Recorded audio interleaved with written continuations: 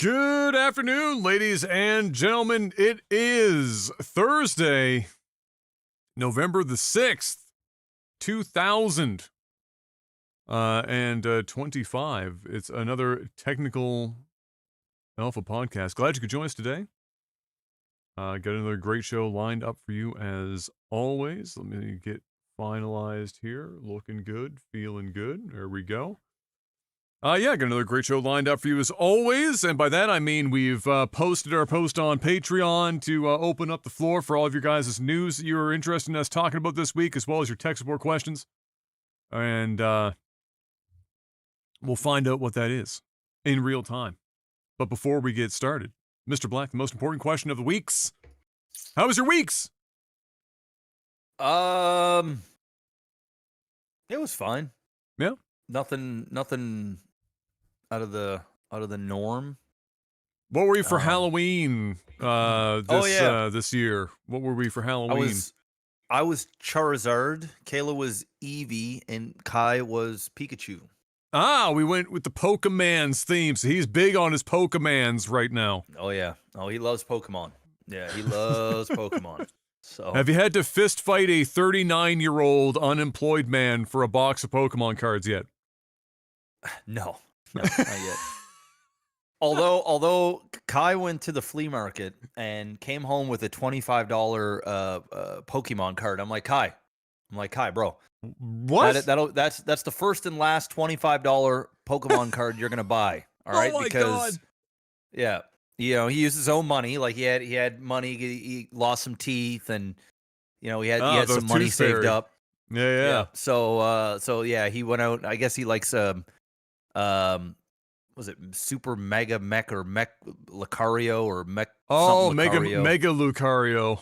Mega Lucario. That's it. So anyway, and I didn't go to the flea market. I would have put a stop to it. But him and his mom were there, right?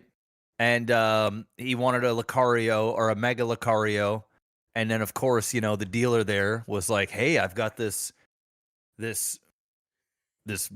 Lucario holographic shiny thing that's worth like $38, but I'm gonna sell it to you for $25." And of course, my son was like, "Oh," and Kayla couldn't say, obviously didn't say no. It was his money. So anyway, I said, Kai, and he's showing me the card. He's like, he's just picking it up with his hand. I'm like, Kai, Kai, man, these cards only have the value when they're in certain condition, right? So I'm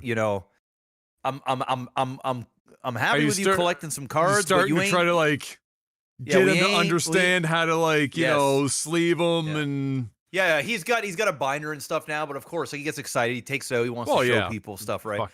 Now he knows, right? So now it doesn't leave the binder, and it's not like it's in bad shape or anything, but it's got a couple of little, little tiny dings. It's like when we were first buying them back in the day. I mean, exactly. fuck. I mean, some of our shit was sleeves, some of it wasn't. It was in and out of sleeves constantly. Like they were in binders, but you'd always take them out. And so, it is what it is. That's funny, though. The $25 Mega Lucario. Yeah, Lucario is a popular one. Yeah, he's been playing the new Pokemon game on the Switch too. Him and Kayla, they've both been grinding the shit out of that game. They love it. So, hey. Fuck, Jesus Christ. We can't. This is why we can't have nice things. Yeah. Because the bar is just so low. It just doesn't matter. It just doesn't matter. The casuals, they like it. So, yeah. Hey, it is what it is. So that was my weeks. Fantastic. Yeah. My weeks. Well, the one before last was fine. We weren't able to do the podcast because I was out with M. She had her second glucose test that day because the first one had come back. She just crested the high side of normal. So 7.8 is the last bit before they start saying, before they say it's high. She was at an 8.2 or something like that. So she had just gotten over. But as soon as you cross that threshold on the first test, they send you back in for round 2. And they have to test it again. And the second one is a much lengthier, more elaborate process than the first. The first one is you basically go in, no fasting, no nothing. And they just give you this drink that, according to her, tastes like flat Fanta, basically. And it's got 50 grams of sugar in it. So basically flat Fanta in the grand scheme of things. I mean, that's essentially what it's really what you're getting. You drink that, you just hammer that shit in a shot, and then you wait an hour, and then they take your blood work to see what your blood sugar spike was. And so hers registered 8.2 on that first one, so they had to get her to go do number 2. The second one, you do have to fast. It's 75 grams instead of 50. So now we're into like Mountain Dew territory. And then you have to do the blood work when you first get there, an hour after you drink it, and then 2 hours after, so that they can track everything, your baseline, 1 hour, 2 hour trail off. And thankfully, the second one came back normal. So she's not. So they didn't diagnose her with gestational diabetes or anything like that, which was the concern, and that's what they're testing for. And so none of that. So we were in the clear. So we're back on track, and that was that week. And then the week after that, I mean, I had the internet just long enough for us to record StarCraft last week, and then I fought my internet service provider. I won't even go into the full shtick. All you need to know is that it just got fixed today. 7 days later. 13 plus hours on the phone. Just fuckery, the whole from top to bottom. And something that really should have taken 30 minutes. That's the worst part, is I knew it would only take 30 minutes, but there was nothing I could do because you have to follow their stupid protocol from top to bottom, and it's just dumb. So it was 7 days without service and just all that time on the phone, but we're back up and running. And so in that time, I finished the nursery. So we went out, we bought the rest of the stuff that we needed for like furniture and shit. That was an IKEA special. We went in there, we just hammered out some of my IKEA to get it done. So there was, we bought some cubbies to go in the closet to give some more shelf space in the closet, but still leave room for hangers to like hang some clothes up on. And then we bought a wall shelf. From there, we got a side table as well. We got a floor lamp to go next to her recliner there in the room. And so all that got done, and then I built it all, and we got everything set in, so now the room is done. So now it's just,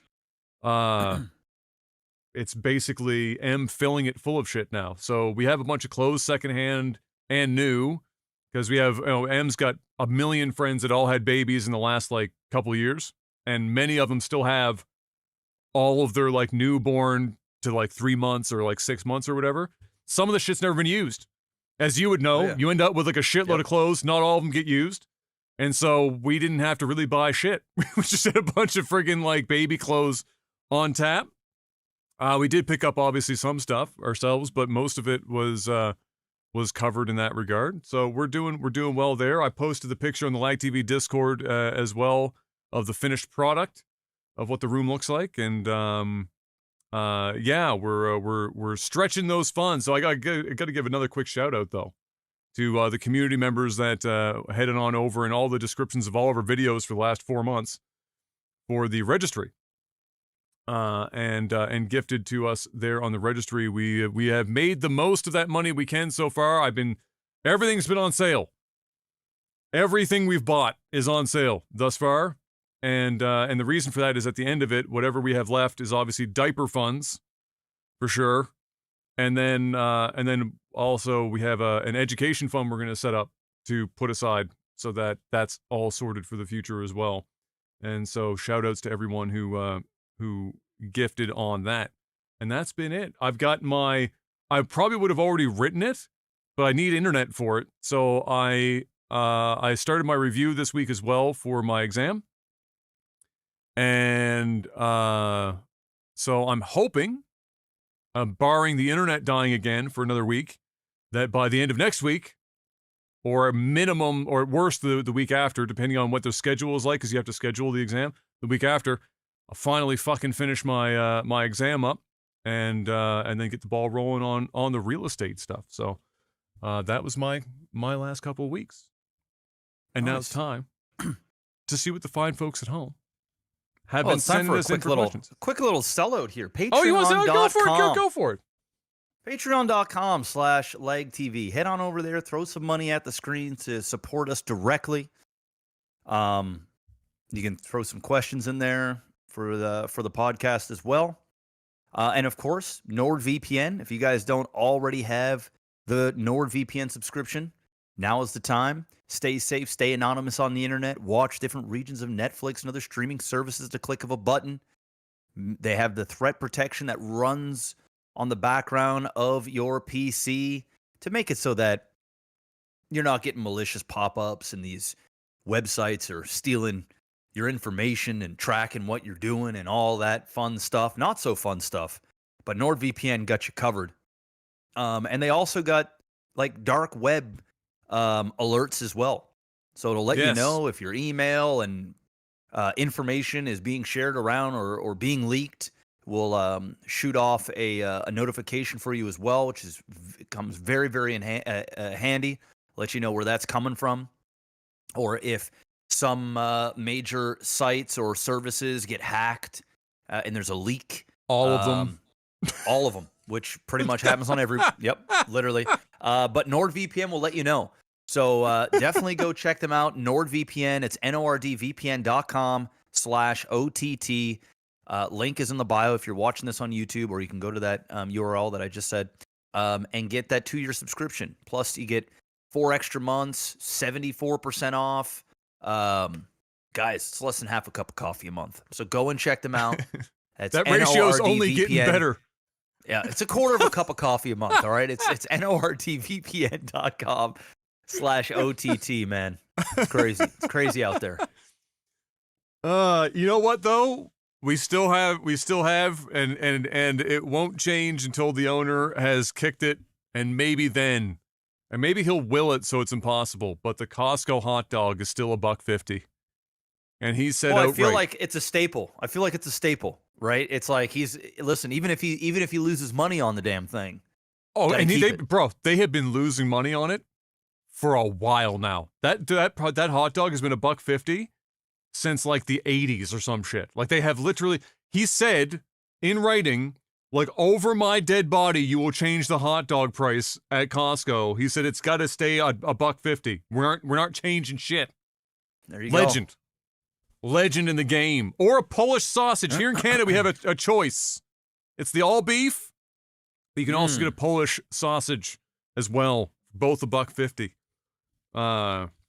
They're, you know what? I don't get them as much as I used to, obviously, because you know what's going up though. The price of Costco memberships. They're getting it one way or another. It's true. They're getting it one way or another. That's true.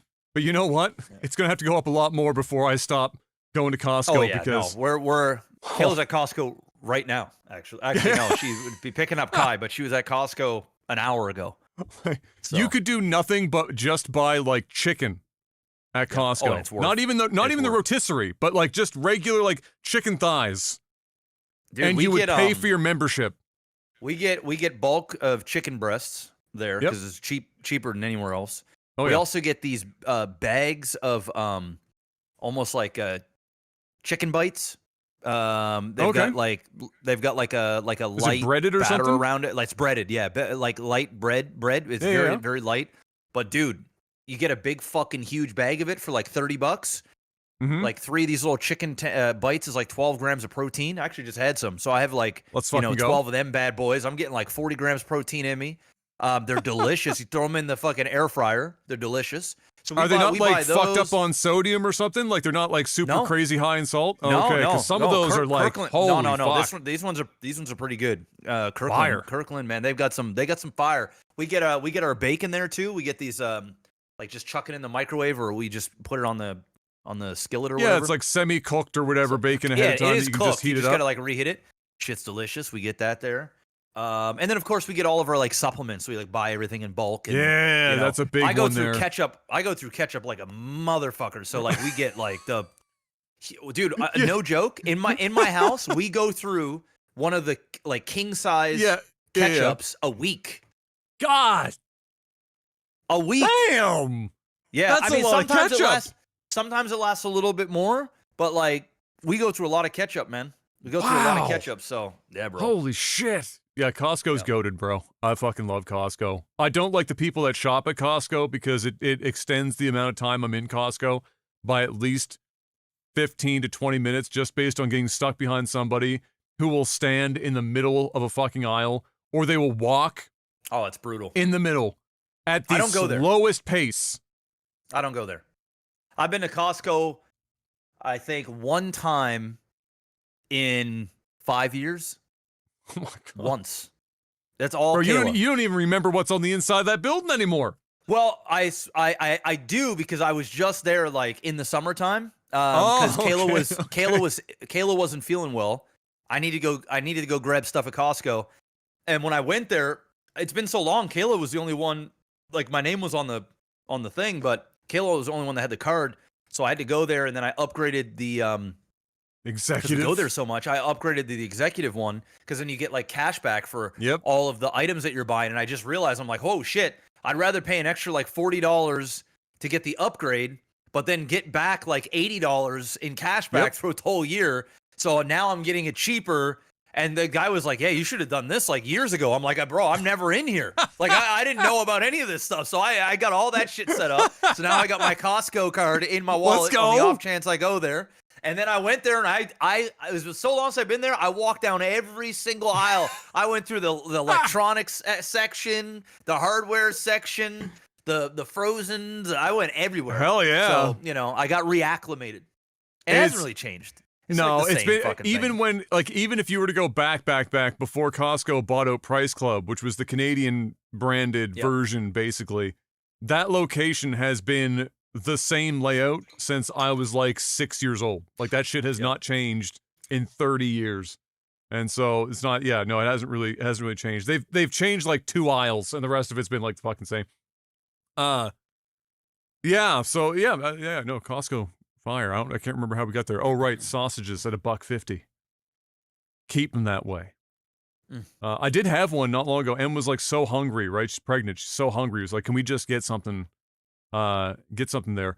And like, there's so many people that go through that Costco now that it's almost impossible to get seating. Like, back in the day, like, there was a lot of people, but you could still get a seat.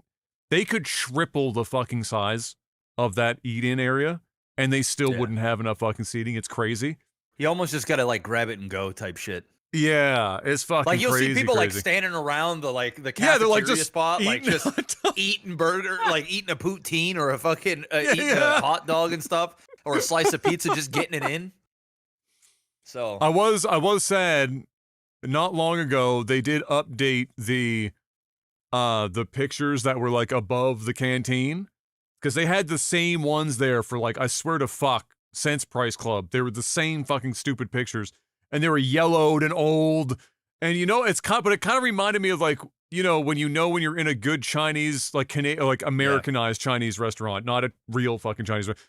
You walk in, and like, if you can see that the pictures that are like behind the plastic shit at the top, if that shit looks like somebody's been smoking for 40 years in the room, fire food, spot, bro. Fire food. In the right spot. Yeah. 100%. Yeah. 100%. That was like what was it? Something about Hop Sing when they when they had the fire and the place like burned down, which is probably either it was either an insurance claim, or it wasn't insurance. It was either a forced insurance claim, or all of that grease and all that yellow that you're talking about finally just caught on fire. I think and that fucking place it. burned down. It's probably what it was, right? It was probably like, because there was so much fucking grime and grease and shit going on in there. Like, you'd walk in and it would be like, you knew shit went down. Like, there was generations of combos. I went to school with his son. Yes, bro, it's crazy. So when the insurance thing happened, and then they were shut down for like a while, like probably close to a year, when they reopened, everybody was saying that the food didn't taste the same anymore. They're like, dude, this shit ain't the same. Because they're not using the fryer oil from 1993. Yeah. So it don't got that sauce no more. Yeah, that's unfortunate. But Hop Sing was fire. The one that's across the street, though, is actually quite highly rated, and it does put out some pretty good Chinese food. I ate there twice when I was like a kid or a teenager. They had like all you can eat. I don't know if they still do that or not. Oh no, this is a new place since then. Yeah, it's a new place. That first family. At first, I thought it was the same family, and they were doing like the classic I don't want to pay taxes, so I'm just gonna fucking change the company name because like every Chinese restaurant has done that at least twice in their existence. But as it turns out, no, it's a legitimately totally different family that picked it up, and it, dude, like it's expensive, but when you order, like they're fucking like it's a lot of food and it's good. Like their chicken has chicken in it. It's not like you're getting 98% batter, 2% chicken leg. It's actual like fucking chicken. So the ginger chicken, fire. Chicken balls, fire. Like, remember like even Hop Sing was kind of guilty of this back in the day. You'd bite into a chicken ball, it was batter, dude, an inch of air, and then like it was like my nuts after getting in the Atlantic, for an hour, bro. It was like that, and it was nothing but sack, and then these two little tiny just fucking nothing, just air. Just to air. When they first got there, if you ordered them to the house, just like sidebar for this, it's just so funny to remember. Jeff would always order the same shit like every fucking time. I order basically the same thing, except I think I had added like fucking broccoli or beef and broccoli or some shit. Beef and broccoli, but when they first arrived, they looked really good because they were still out of the fryer and they hadn't softened yet, and so they held their shape. So they looked like it had a bunch of chicken in it. But if it got there a little late, like let's say they had a couple of houses they had to order to, deliver to first, got there a little late, you open it up and it got soggy, you could see it deflate, and it was just like fucking like wrinkly sack and no chicken. It's literally what it was. It was like this fucking wrinkly sack. and even when it was nice and firm and like you got into it quick, you would bite into it and there'd be so much stuff that you could literally scoop like the red sauce. It was almost like a cup. It turned into like a cup. You could put it you could scoop in a whole bunch. It was like it was all air. It was just like there's nothing to it. It was like a little tiny bit. Hey, but it was fire. Shit. Yeah, it's true. Fucking A. They're still there though. They're doing their thing. I gotta throw this out apropos of nothing, but it was just a notification sent to my phone from the Nova Scotia Health Authority. I just have to say because it's a meme. Listen, as of November 1st, there are 69,420 Nova Scotians on the doctor waiting list. 69,420. I had to put it up. This shit's crazy. I can't believe we got that shit on the Twitter profile page. Anyway, Hop Sing. Delicious. Or it was. I don't think it is anymore. It is what it is. They're still there, so they've got customers one way or the other. Let's see what our fine folks at home have sent our way this week, Mr. Black. We got a mix of stuff as always, of course, tech support. If you want to get in on this, any tier, $1 or higher, doesn't matter now. How we run this show, before the podcast each week when it's happening, I put up the post on the podcast page, similar, or on the Patreon page, similar to before where it was tech support. But now it's news requests and tech support. So if you have game news or whatever you want us to talk about, and you have your tech support question, both of them go on that one, and we've reduced it down to anyone. $1 menu and higher, you can get your questions and your news in, because people seem to like it when we had done that a couple of weeks out of necessity, and so we're just keeping that shit. We're rocking with it. Let's see what we got this week. The Blainer, right off the rip, this is a tech support special. If you ask your other half, so your wife, do you want A or B? And she answers yes. What is it that she actually wants? Let me tell you what mine wants. C. If I say A or B and she says yes, the answer is C. I can honestly say Kayla, she doesn't fall into a lot of the stereotypes. She's like kind of goes with the flow. Like she literally almost like lets me lead in almost every way possible. Like if I'm like if I say, "Hey, what do you want for dinner?" Like say if we wanted to eat out or something like that, order something. For one, she only knows that I can eat from like a couple of places, but if I'm like, "Hey, would you prefer this or this?" She'd be like, "Well, what do you prefer? I'll have anything." And if I said like, "Hey, I want it's between sushi and chicken," she would rarely ever say like, "Oh, I don't feel like either of those." Like she would pick just pick one, sushi or the chicken. And typically, if I ask her, if I say, "Hey, what are you feeling?" she'll just tell me. Like there's no really like, I don't know, like she doesn't really she doesn't she's just not that type. Like if I'm like, "Hey, like what are you craving? Like what do you want for dinner?" Like if I'm gonna order something, she'd be like, "Oh, you know what? I could eat some sushi right now. Come on, can we get some? Oh yeah, we get some sushi. Oh yeah, right." So like that's how she is. She's just not. I don't have any like funny. Yeah, she's not very argumentative, or not even argumentative, but like she doesn't really play those games. Yeah. I would say M is like that 70% of the time.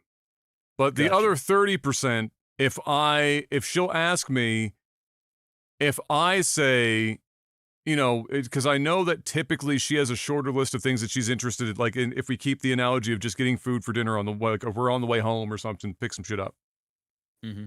If I say, whatever, I'm good with whatever you might like to have, because, anywhere that you're likely to eat, I'll just pick some shit up. I don't really care. I'm not feeling anything in particular. If I say that's what gets me in trouble, because she'll like, sometimes it's like I need to say something, and even if it's not what she's looking for, if I don't at least say something, then we just end up bouncing back and forth for like fucking 20 minutes, and we've driven past every option on the way home. So that's like, so 70% of the time she's like what you're describing there. It's just like we can sort it out pretty quick, but otherwise, yeah, it's if I don't say something, we end up spinning our fucking tires for an eternity. Yeah, and also for us too, like I don't have any problem. Like say I'm gonna go get chicken and she's just not feeling it. Like she'll say like, can I get something? Can you pick me up something else? I'll just go and I'll go that's what I do. Place, yeah, like I'll just you know exactly. What I mean? Like hey, and that's frequently what we do. Yeah, like she wants something. Where I'm going.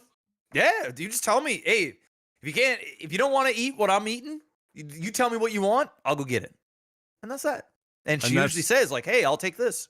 Right? That's almost always how it goes, because like if she wants like some Filipino food or she wants something else, and I'm just gonna grab whatever on the way, and it makes life just like so much easier. And honestly, it becomes easier when you have a kid, because then when you're also getting stuff for the kid, usually the child like likes very specific things. Like my son's like, okay, I want chicken nuggets from McDonald's, or I want chicken strips from Dairy Queen, or I want a slice of pizza. Like it's a small thing. So then it's like, okay, well we narrow down. It's like, hey Kai, what do you want? Oh, okay, I want McDonald's. Kale's like, hey, I'm cool with if you grab me a Big Mac and supersized fry and a root beer to drinks, what she gets with some mac sauce on the side. I can't eat McDonald's. So then what I would do is I would just pre-order something on the phone. I'd grab something that's close by. I'd pick that up after I'm done grabbing their food. And that way I'm pretty much good to go. And then I come home and everybody's happy, right? So it just gets easier when you have a kid, because it kind of narrows down sort of where you can go. That's true. Yeah, I only have like 4 more years to wait on that one, maybe 5. And then I can use that tactic. I have used this other tactic. No, it'll be like 2 years. Like I have possibly. Once your boy is like 2 years old, on the solids, gonna be oh yeah. He'll be eating pizza. You'll have to like cut it up, and he'll be eating like chicken nuggets or French fries or whatever. Like it'll happen before you know it, bro. What was I gonna say? Clearly not that important. But yeah, it's so much easier that like just whatever, just fucking whatever. And I don't mind driving a little bit to get multiple things. It just makes life just so much fucking easier. Just let me know what you want and I'll go get it. Yeah. Oh, I remember what I was going to say. Oh, no, you can't have that. You know what I mean? Like, it was that, what was I? Typically, if she'll ask me, what do I want? Or if she'll give me options, if I just want her to pick one, even if it's not what I necessarily want, I'll just choose one. I won't even pick one necessarily, because if she gives me 2 options, as if she's saying she's okay with either, I know she's not okay with both. She really just wants one, but she wants somebody to pick between them. I'll just pick either one. Doesn't matter. If it's the one she wants, we're in business. If it's not, she'll pick the other one anyway, and we've immediately fucking solved the problem. Like, that's kind of like, that's the other trick. That's the other trick to the fucking system. You gotta, you know, hack the matrix on that one to make it happen. Let me see here.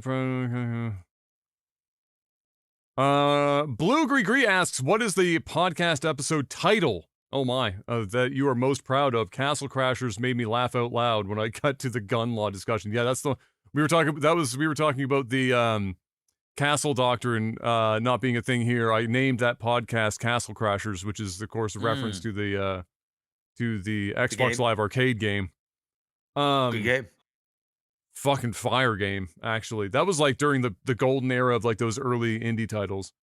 I don't know. I don't think I really remember enough of the names to be able to say. I mean, I made the executive decision back when we first started the podcast.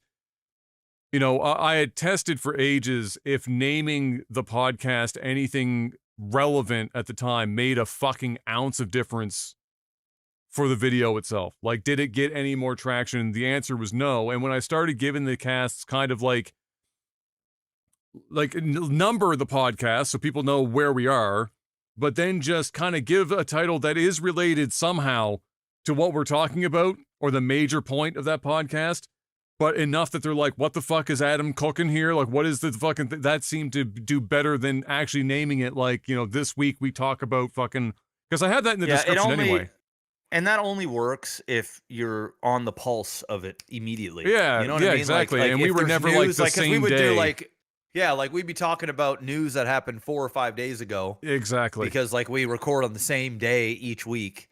So unless we were like, you know, full-time podcasters where we're like on every day, where we're talking about what's hot, it's whatever. And as for my favorite title, I legitimately, and I'm not even just saying this, have never read one. I don't read them. I don't know what Adam puts.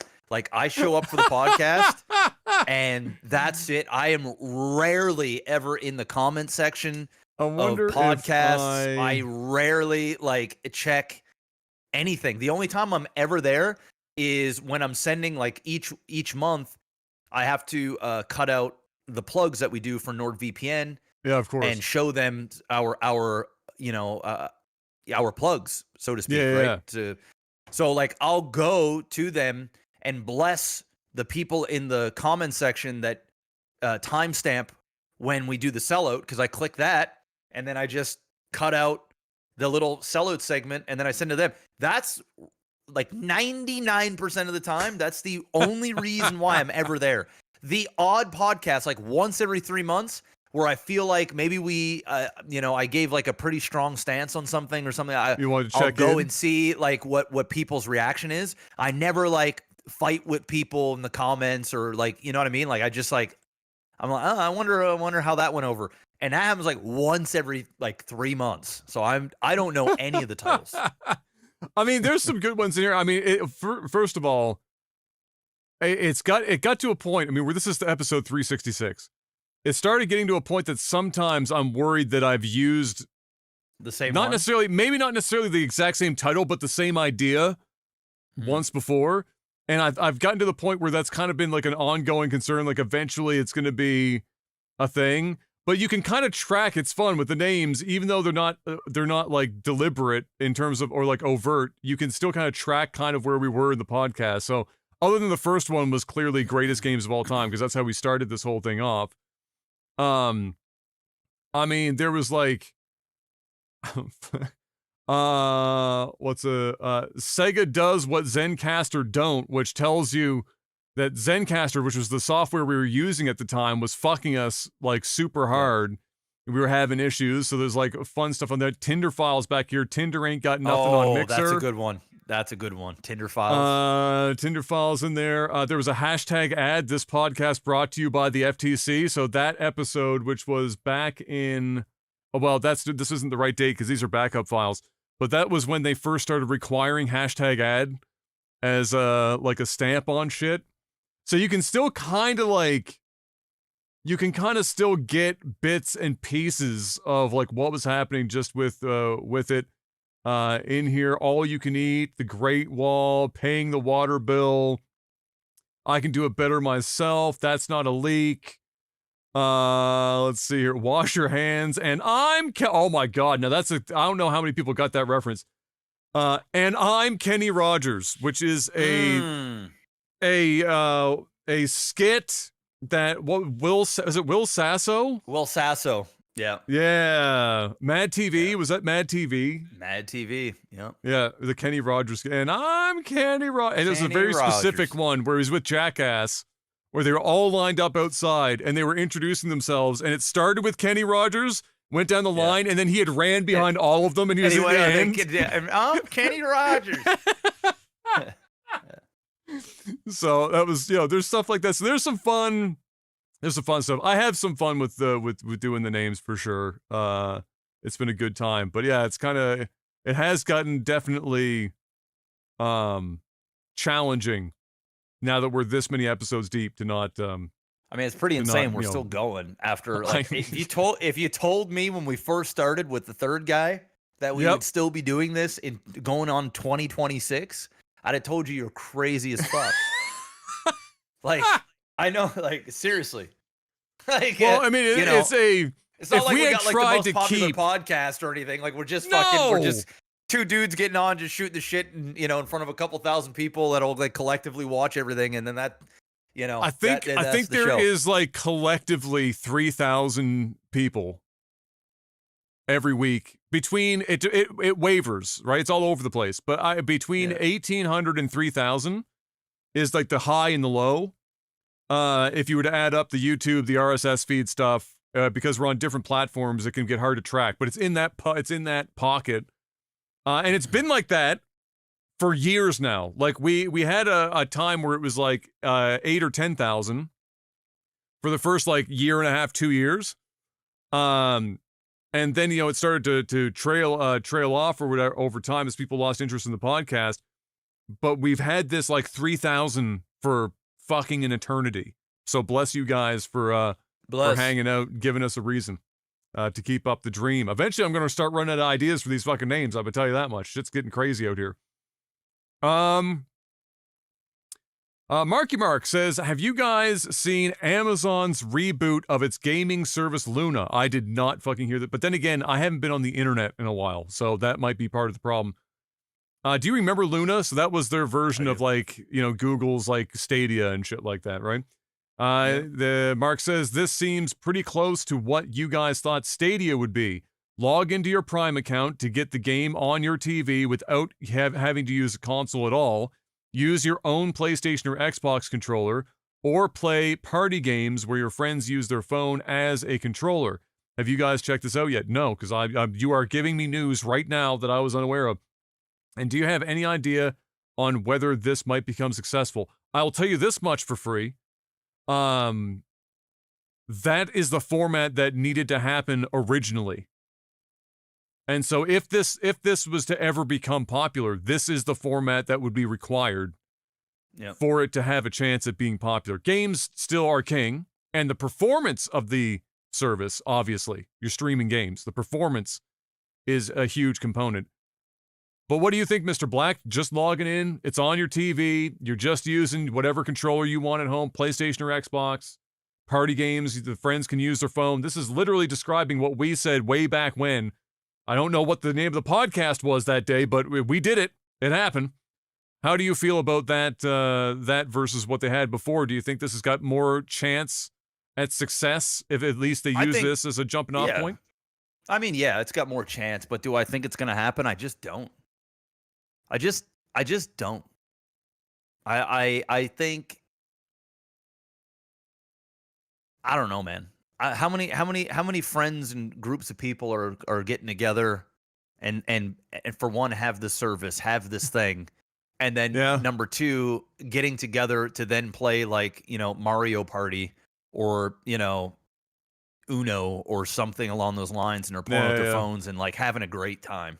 What was that like quiz one, like you don't know Jack or whatever? That was popular like on computers for a while and shit. But but like how many people are getting together and doing this stuff in 2025? I don't know. I think that this is the way to do it, but do I think it's going to be mainstream enough or it's going to be successful enough that this is going to be sort of a norm? No.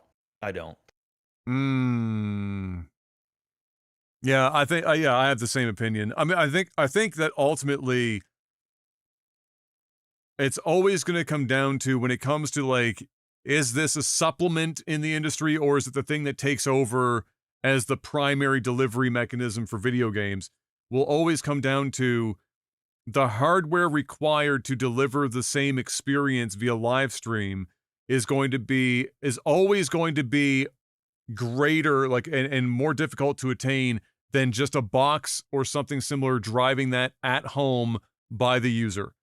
And so until we get to a computing power that's just fucking insane, that they can manage that so that it is as close to indistinguishable as possible, it will always be supplementary, a nice thing maybe to have for some people, depending on what their gaming habits are like, what their home life is like, family, etc., like how that all plays out. But yeah, it's always going to be up against the, well, I could just have a box and the experience is better, and so why would I, fuck around with this shit? But props for them for, I guess, trying it again. I would, if you had asked me, would Amazon ever try Luna again? I'd be like, nah, probably not. But here they are. So I guess, credit to them for giving it a go. And as you described, if that's how it is, use your own controller, PlayStation or Xbox. Party games with the phones, even if that's not necessarily something that a lot of people will do. Just using your TV, not requiring a box in the house. If you're going to do it, that's the way to do it. So, we'll have to see if that upticks and if there's any kind of like adoption in general. Well, this one's kind of for me. Kevin asks, what do we have to do in order to see Nova War learn an actual build order or cheese, presumably for 2v2? I mean, that would be like half the fun would be gone if I took it so seriously that I started to overtly use, or just very specifically use, 2v2 proven build orders. Some of the fun of the 2v2 games, for me anyway, is that it's a moving target. Every game's a little spicy. Is Adam going to close the wall? Is it going to be wide fucking open? Who knows? It's a coin flip. Right now, it's actually worse than a coin flip, but you never know. And some of it, and for me, some of the fun is I get to eventually, like, if you went back and watched the last few weeks before we flip back to the Nova War Says stuff, if you looked at a couple of the games where I was 4-gating, where we won, I didn't look any of that shit up, and I feel like if I just kept doing that, I would probably end up approximating the actual build in general anyway. And some of the fun for me is discovering that on my own, is going through it enough and seeing, okay, if I put this down at this time, I can get this out a little faster. Exactly. And you would. It's just like when we only were playing 1 or 2 games a week, it takes forever to correct. Like, but if you were having a 4 or 5 hour StarCraft session, well, then a couple times a week, like you would naturally start to pick up on the things. You'd have enough of a sample size where you would realize, I can actually put my pylon. I can put my second pylon here at 21 instead of waiting until 23, and that makes this a little bit faster. I can, instead of opening up a forge, I can open up with 2 gateways. And I can defend as easily by getting out these units first, and like you just kind of figure it out. But we're only playing a game or 2 or a week, and we're just there to have a bit of fun, and exactly. Let me be a little sweaty, and then let Adam kind of do his do what he does. Because that's kind of the fun. Is like if I kind of like, again, it wouldn't be. I don't think it would be as fun for the majority of people watching if I actually like went out of my way. Like if I was playing games in between Thursdays, if I was sitting down and taking time out of my day to just grind StarCraft, why I would do that, I don't know. But like, let's say I did. I mean, viewership would be great. But my blood pressure would be fucking catastrophic. Yep. Would I be better? Yes. Do I think that I could probably be like in a month get into like a if I was just playing StarCraft regularly, like a high platinum to diamond? Yes. Does that make it any more fun to watch? Not really. I don't think it makes it that much more fun to watch. Because here's the other reality: is that 2v2 is its own animal.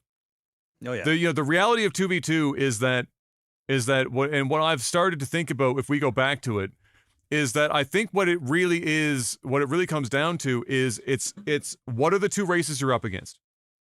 Mm-hmm. As soon as you determine if they're macroing or if they're rushing, it basically just determines the extreme nature in which you are doing the opposite of either of those two things.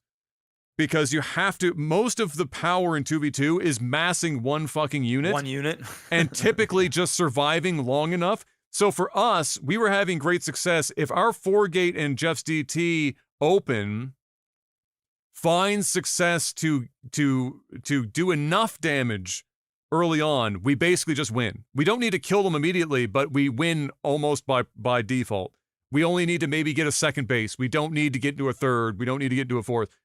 If we can't get enough done, and sometimes it can be difficult to know when you have or not, then what happens is, even if we macro, which you would have seen in the last couple of weeks, where we both went into macro mode after 4-gating and not finishing the job, you're still behind.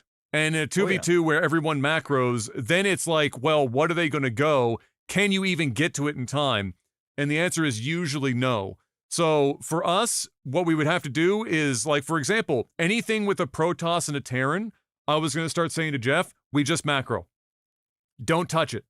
Protoss and Terran combo is nearly impossible to kill early. Their defense is so fucking strong, and it allows them to counter so fucking hard that every time we've tried to kill a Protoss and a Terran early, we always get stomped on the backside when that happens. If we're against Protoss, we have a better time. If there's a Zerg in the mix, we have a better time. But there are some things you have to do for 2v2 that are just different from 1v1. So yeah, it was fun for me, and it continues to be, to just kind of experience it. And even though it's only 1 or 2 games a week, and so my progress is relatively slow, see how much I can improve in that time is half the fun. Because yeah, if I was no-lifing it, I mean, one, I'd fucking hate every minute. There's a reason why I stopped laddering in 2011. I mean, that is, there's a reason why. I drive myself crazy. My standards for myself are so high. My blood pressure fucking hitting new levels. Every time I didn't do something perfectly the first time. Yes, right. I think we've probably answered this before, but maybe not so specifically, just kind of roundabout or in multiple different spots. But I always love shitting on Microsoft these days, so I'll toss this one out anyway, Mr. Black. This comes in from A. Dant. Said Microsoft says that its next console is going to be a very premium, this was a Sarah Bond quote, very premium was her term, very high-end, curated experience. That is her quote. It is going to be a very premium, very high-end, curated experience. That was when she was being pressed on what the next hardware would be like what and whatnot. They're trying to get something out of her because she's the head of hardware. What would the Xbox need to have to convince you to buy one? Well, let's pretend that even if they could, that we would. The odds are basically zero, but let's pretend. We're going to put our hypothetical boots on here. Or a hat, more specifically. If Sarah Bond says the next one's going to be very premium, very high-end curated experience, and you're in the market for a console to be, for maybe the whole family outside of Nintendo at that time, maybe Kai's into some more mature games when this one comes around, maybe you're starting to branch out and you want to go in for one console only outside of a Nintendo console, what is it that Microsoft's very premium, very high-end curated experience need to provide you? One, let's say, for it to be very premium, very high-end. So what does that even mean for a consumer versus what she thinks it means? And B, what might convince you that it might be worth it, hypothetically, to get back into the Xbox ecosystem if they put out a very premium, very high-end curated system, Mr. Black? What would be on your checklist? For me to buy an Xbox? Like the next, like, what if they're shooting for the moon on this next one? What's your moonshot Xbox that gets you other than make good games, which is really I was about to say that's like the number one. But for the console, what do you think that might be? I mean, I can honestly say oh man. I don't see me buying another Xbox or Microsoft product. No, neither do I. But if we just put that hat on, like, what might be? I mean, it would literally have to be a computer. Mm-hmm. Like, it would actually just legitimately have to be like mouse and keyboard, or just in terms of like what kind of hardware it comes with. I think it would need to have the capability for like to be able to just plug in a mouse and keyboard. It might still just be a console, but it's like a computer console, where you could play PC games and Xbox games on it. You could literally have Steam. You could run Windows. It is a Microsoft product. So I think that's the only. They would literally have to come out and say, "Hey, do you guys remember a time, which is right now, where you need to have a $5,000 computer in order to play the absolute newest and best titles around the world?" No. Yeah. If Xbox came out and said, "Hey, listen, we've got a product here that is basically a computer and a console all at once for half the price." Okay. I think you kind of got me, because then I'm like, okay, well, I can start my son on this. I can buy this. I can have it up in his room. Mm-hmm. It's focused on gaming for him, but then I can introduce sort of a computer sort of thing. Maybe it isn't as open as a computer is per se, without me having to install certain things on it or adding different things. Mm-hmm. And then it could still do all of the, the Netflix and the Prime and all this other stuff. And I can have it tailored to him. Okay. All right, sure. Again, but when they're saying like premium product, I don't know exactly what they mean by that, because, if a console can only do so many things, can play a game, can watch your shows and streams and different things, and what else could you possibly do? At the end of the day, good games trumps everything. Trumps everything. You can have a console that doesn't have as much hardware space or a hard drive space. Exactly. You could have a console that isn't as graphically as powerful as a competitor. You can have a console that's like kind of janky a little bit and has its problems. But if you have good fucking games, your console will sell. Because guess what? People aren't buying your console because it's a console and you have your name on it. Those days are over. That was 15, 20 years ago, where people picked a team. They had a side. I don't give a fuck what Xbox or Sony does. I'm Team Sony. I'm Team Xbox. And then you had the master race back there going, fuck you both. I'm on PC. That was 15, 20 years ago. Now it's what games? Where can I play Fortnite? Where can I play Call of Duty? Where can I play X? Where can I play Y? Where can I play Z? If you can't, like, at the end of the day, people aren't going, oh man, that Xbox, damn. Even Sony, people aren't going, oh man, that PlayStation 5? Dude, that console's sick. They talk about the games. Because let's be real, we're in an era now where everything is powerful. Everything can do all of the things. We're just there. Just one has a different name and one has, the difference is the exclusives, the titles. That's it. So you want to talk about premium, you better give us premium titles, premium exclusivity. And the problem is the industry has gotten so fucking competitive and they're so desperate to make as much money as humanly possible because these games cost $1 bajillion and people are terrible with budgets that they have to have these games on all of the consoles at all times. So, exclusives, the days of exclusives are going down and down and down and down. And if for some crazy reason you have like an Expedition 33 type title that comes out that is incredible, they end up getting bought out. And then those titles end up going on all the consoles anyway. So the windows are so small and this is fluff. Whatever she was yapping is nothing but Yap City Central, bro. Make the games, and then your console will sell. Don't make them, you're fucked. That's simple. Especially when you got fucking Game Pass on top of that. So you got people to buy a console to play on their PC. Everybody's got a PC. Everybody has got a fucking computer. It's 2025, bro. Bro, the computer that I bought, which is not top of the line, my laptop that I bought to do my work with coming up, my real estate stuff, you know? That has an APU on it, so CPU, GPU combo chip, that I can play stuff like Fortnite, I can play stuff like whatever, on pretty good settings, at 60 frames or higher, and it's just Easy. there.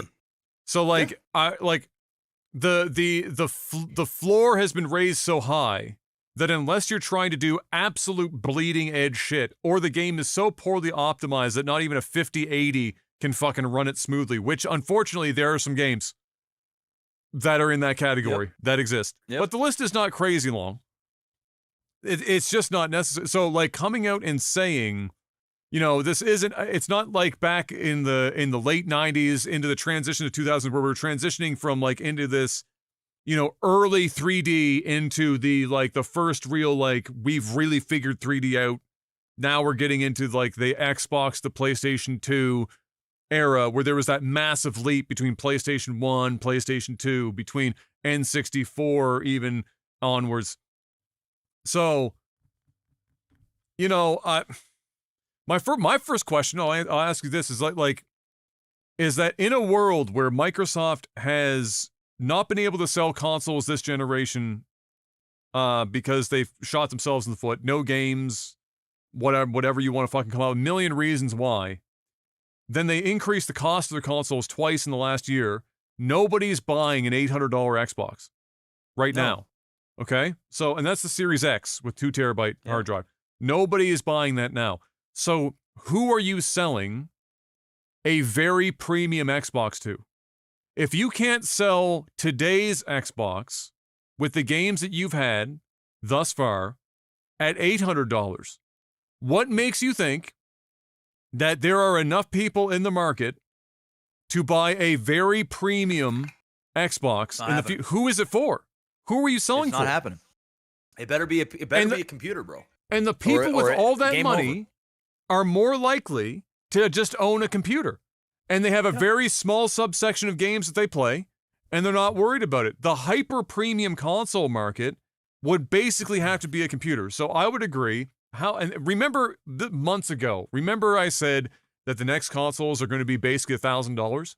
Here we go. Yeah. We're finding it now. It's happening. Yeah. Xbox, I don't even think it's $1,000. I think the next Xbox is $1,200 US dollars. I was about to say, I actually think that there will be a $1,200 and all the way up to $1,800. And I'm telling you, it's going to be a computer. Well, it's going to have to get damn close. It has to be damn close. Like it has to. This is the only way. This is the only way. They have to sell this in a way where they go, guys, remember the days in which you have Windows on your PC? Well, guess what? We have a new version of Windows specifically for your Xbox. We are turning the console into a PC console, whatever the new Xbox, whatever the fuck they want to call it. Listen, this is the only way that they're selling a 4-digit console. They are not selling a gold-plated Series S or whatever. It's not happening. They don't have the games. They need to sell this thing so that it's more than just a console. It's something that you're going to use every day. You want to do your homework on it? You can. You want to install Discord? You can. You want to go on the internet? You can. You want to watch YouTube? You can. Shit. You want to watch YouTube and a picture-in-picture while you play your game? You can. You want to watch your favorite streamer on Twitch or wherever you're watching, picture-in-picture while you're playing a console? You can. This thing is going to be a computer. If it isn't, this will be the last console Xbox will ever make, and they will die. They will do. It's over. It's over. And if they come out with this and they can pitch it in a way where it's not going to be as powerful as the newest fucking PC and, but it's going to be pretty fucking powerful and powerful enough that you can run basically a computer on your console, that's a great pitch. That's a pitch that the kids can go to their parents and say, hey, I want this for Christmas. It's not just a console though, Mom. You're getting me a new computer so I can still play all the things and do all of the things and all this all in one single solitary thing. With a warranty and all this other nonsense. This is the show. If it isn't this, it's over. And I believe that it will be it. And I think it's their only play. And I think it's a great play. And it actually evolves what a console is. They've already been toting the line so much with Game Pass on playing things on PC, console. Dude, just make it one thing. Make it one thing. And if they got even crazier with it, where you can literally transport it, where you're like, it's small enough that you can pick your fucking computer up and travel like a laptop. Like you're literally like, give that bitch a handle. Yes, literal handle. GameCube. Like a fucking. Yes, dude, I'm telling you, if they can do this and you can grab your console/PC and you can go travel with it, go to a hotel, sit it up, do your work, play your games, move around with it, and it isn't this big fucking mid-sized tower that weighs 60 fucking pounds with a graphics card that's half the size of my leg, then, dude, you're on to something. If not, it's over. Done. I think that's where they're going. And I think that's premium. That's premium. Give me that. I will buy it just because. Here's my thought process for this. We know that they had the Xbox, the Asus ROG Ally X Xbox or whatever handheld, right? That is just running Windows 11. That's not a special platform. They just put Windows 11 on it. People were finding out about that. It's not great. Nobody wants that in a handheld. Why in the fuck would you ever put that on a handheld? Xbox. If the next one's going to be like a PC, it essentially needs to be Windows 11. But in like, if you were to make a gaming first, yes, processing second, everything processing second. Yeah, where it's a closed ecosystem where you are super locked down. Because you can't. It has to be standardized, so you can't have the flexibility of a full blown PC. But maybe you get Microsoft 365 access, Mr. Black. Yep. Maybe you get your Microsoft Word and stuff. You got to pay for it, maybe. But maybe we fold that into the fucking Game Pass price and shit. We just start fucking adding everything in there, try to add some value. But you got to have it locked in so that it's unified, standardized. No drivers. Nobody's out there fucking around with drivers and shit. Parental controls. Because if you pitch to me as a parent, like think of it this way. Your YouTubes, your Twitch, your whatever the fuck they could be watching, their games, all of that under one roof where parental controls can be done unified in one place and not every fucking account necessarily having to be handled. And it can also allow them to enter into the world of PC where like they can do their little homework shit. They can get a little bit of protected web browsing in. Shit like, maybe that's the sell. It basically has to be 80% of a computer. Yes. I think it has to cost, if it goes north of 1,200 US, it's dead. I think it's still dead at 12. But if you can get, let me put it this way, in today's graphics card market, you need a 9700 fucking XT or some shit. Basically what you have in your computer. But by the time this comes out, it will be, 2028 or some shit. So today in Canadian dollars, that's a $900 graphics card. You give me the equivalent graphical capabilities of that $800 to $900 Canadian dollar graphics card, put that in a box with everything else. It could even be an APU at that point because AMD's cooking some shit with console manufacturers for doing APU stuff. And do that in an all-in-one. You give me the parental controls. You give me the little bit of this, a little bit of that.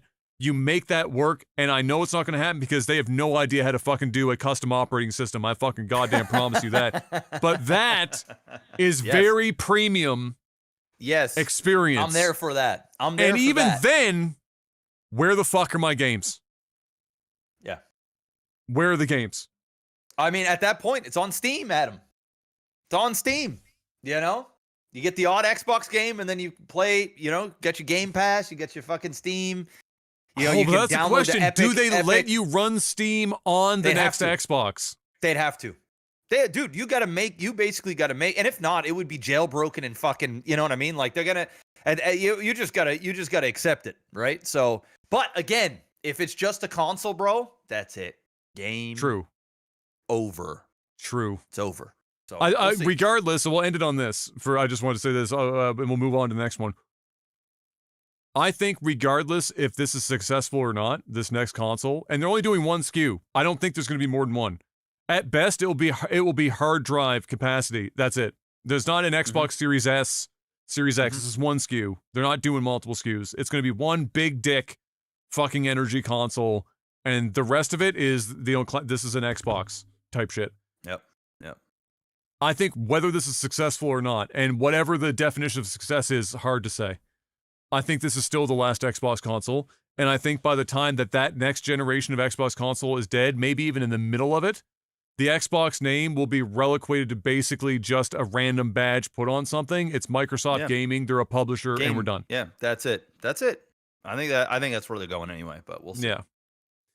Jubinator, Twitch and Twitchcon is a joke. Yes, that is a true statement. Will Twitchcon stop existing before? Yes. Oh yeah. Or will they go down together? No, they're not doing TwitchCon. If they keep doing TwitchCon, nobody's going. I promise you, next year, if they try to do TwitchCon again, it will be the last because the attendance will be so bad, and not necessarily it will be bad because the creators won't go, and if the creators don't go, the fans ain't showing up, and so right. They've done such a dog shit job of security and running that ship even remotely correctly, with multiple opportunities to do the right thing and fucking it. No, it's dead. And that will be gone before Twitch. I can tell you right now, there isn't a single fucking person that goes to TwitchCon because it's TwitchCon. No. People go to TwitchCon to go hang out with their friends that they game with online, and it just so happens that TwitchCon is like this thing that and meet some creators that they put on where they go there, they get to meet their favorite creators that they watch, and they get to go hang out with their friends, and they make this like a gaming trip, or they do cosplaying, and they do these different things.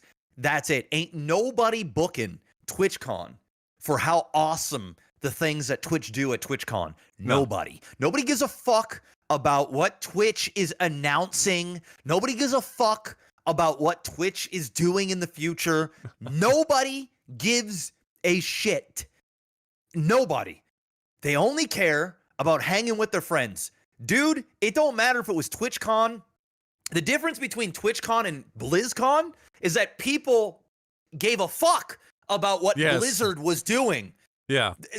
And that's even changed, right? Like, but at TwitchCon, Twitch is nothing but the vessel that kind of brings everybody together. Yeah. Right? That's it. Nobody fucking bleeds purple anymore. Nobody. No. Nobody's like, yeah, Twitch. Yeah. Dan Clancy. Woo! Can't fucking wait. Nobody. They only care about their favorite content creators and their friends. That's it. Yeah. I believe they're going to have one more TwitchCon. And nobody shows. The vast majority of streamers are going to boycott the fuck out of it. And it is going to be a disaster. Yeah. And then that'll be the show. That's what agree. I think is going to happen. Yeah. I'm just going to say this because I really, at this point, I'm fucking Dan Clancy's a fucking clown. Oh, that dude's a straight clown. I mean, that guy is an absolute. That guy has no fucking business being the CEO. I mean, I'm actually starting to believe that the fucking that the people above him, okay, because he's the CEO. Amazon owns this bitch. Yeah, he's got a boss. Okay, he might be the fucking boss at Twitch, but he's the boss has got to answer to somebody. Somebody calls when there's a fucking huge PR 5-alarm fire, which somebody is calls every week. Somebody calls up Dan Clancy and says, "Fix what this. Are you doing?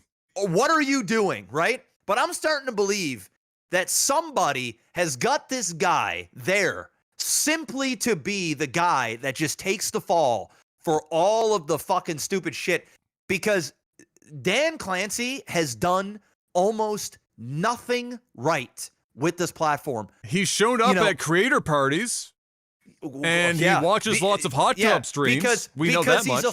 Because he fucking is a capital S, and you know what I'm talking about. That's what he is. And he and listen, man, I gotta give it to him. He's also a gooner. Yeah, I gotta give it to him. Like, you can tell he tries, and like he tries to fit in, but like, you know, and he seems like a nice guy, but he just is not. He comes off like a dude that is trying so hard to fit in a place where he just don't belong, that it's actually, the more I see of this guy, it's getting creepy vibes. The shit's I get weird. Straight creepy vibes from it. You're the CEO of a multi-billion-dollar company, and you're more interested in sitting in female streamers' chats and hanging out with young female streamers, going to these parties and shit. I don't like, dude. Like, this, is he married? Does he have like a family? Like, I don't know, buddy. Like, please do us all a favor and resign. You are fucking the platform. Bad.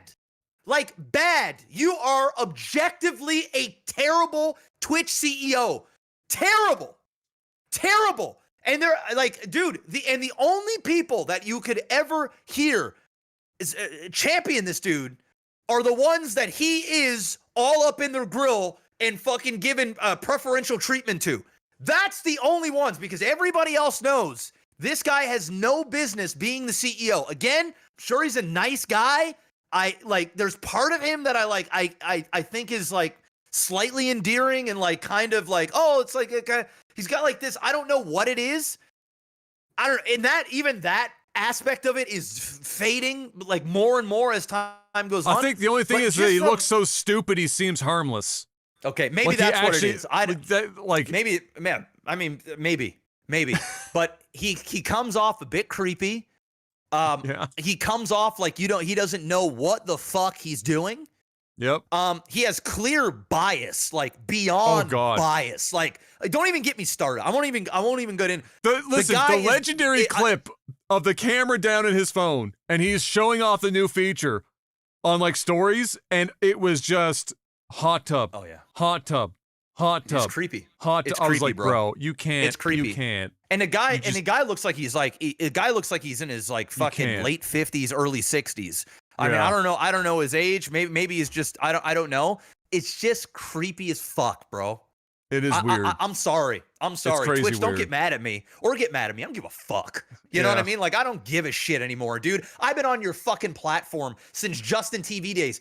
I still got Emmett's phone number in here, if it's even his phone number. That motherfucker gave me a call. That guy gave me the partnership. That guy cultivated community. That guy built Twitch. That guy didn't go to parties.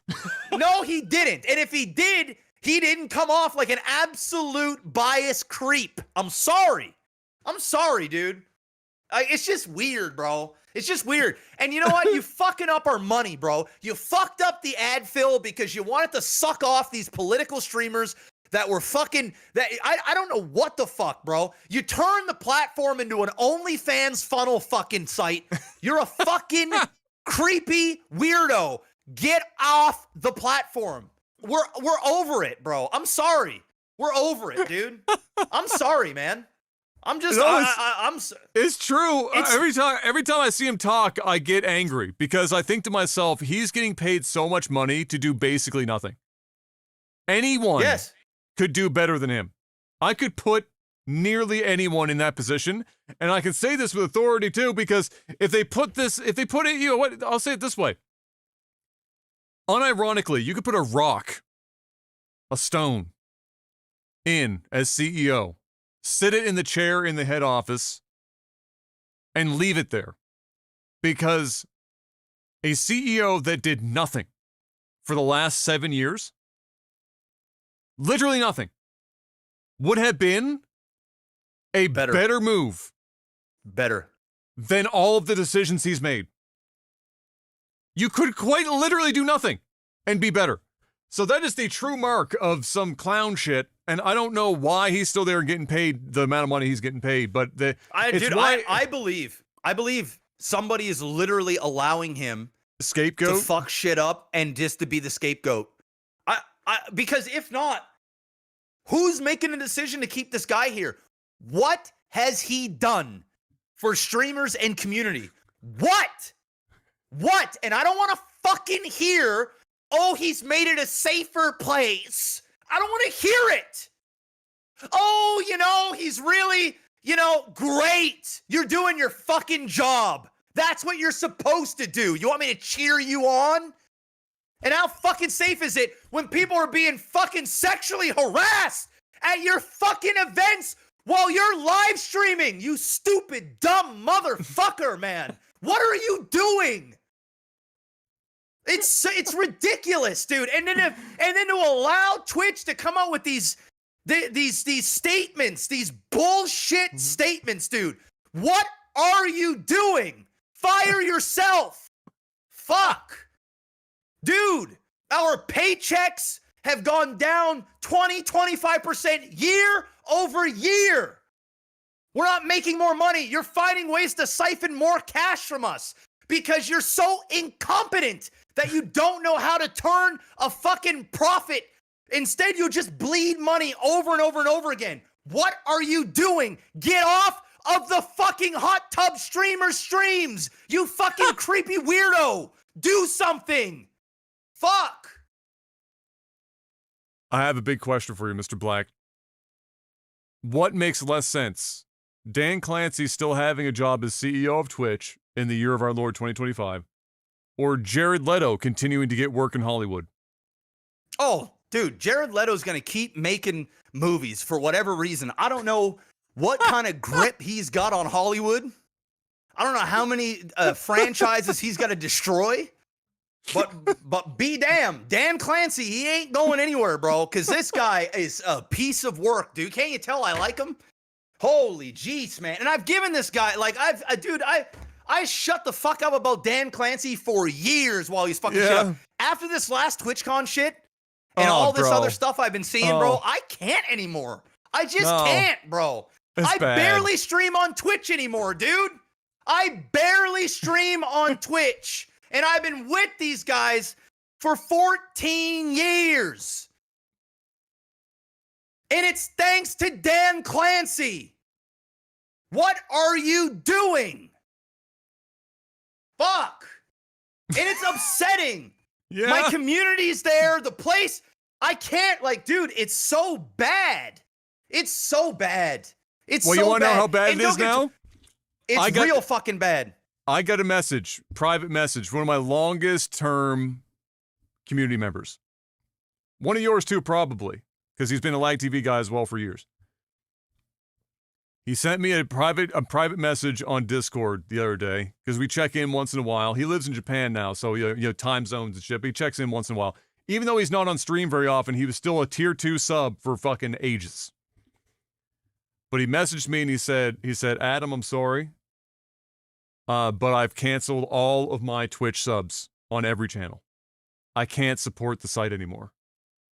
And I said, bro, I can't even be mad with you. I get it. I get it. I fucking understand. You gotta listen. I can't even. There's no argument to be made. I get it. Adam, people are spending. I have like two subscriptions that I just have that I've had forever and a day, right? 2 of them, and then I throw around my Prime, right? I kind of pass that around. Dude, my subscription on Twitch, I'm paying like $10 a month for a fucking for a basic. I'm trying to find it here. Because I just saw the receipt. I'm like, I'm paying that much? What? It's literally like $10 Canadian, just under, I think. I'd have to double check for a basic subscription. And I know damn well the creators that I am sub to, right? they ain't got the 70-30 split. They just ain't got it. Because you need to have like 350 sub points. They can't be gifted subs. There's like for a bunch long of time, fucking, and then they took that shit away. So I'm back. They just got rid to of it, 50-50. right? Yeah. I mean, I'm about to too. Like I've literally got about 200 subs on Twitch because I'm on Twitch about 10 hours a week now, and I'm mainly on Kick. You know, because like for one, my viewers, dude. The amount of ads.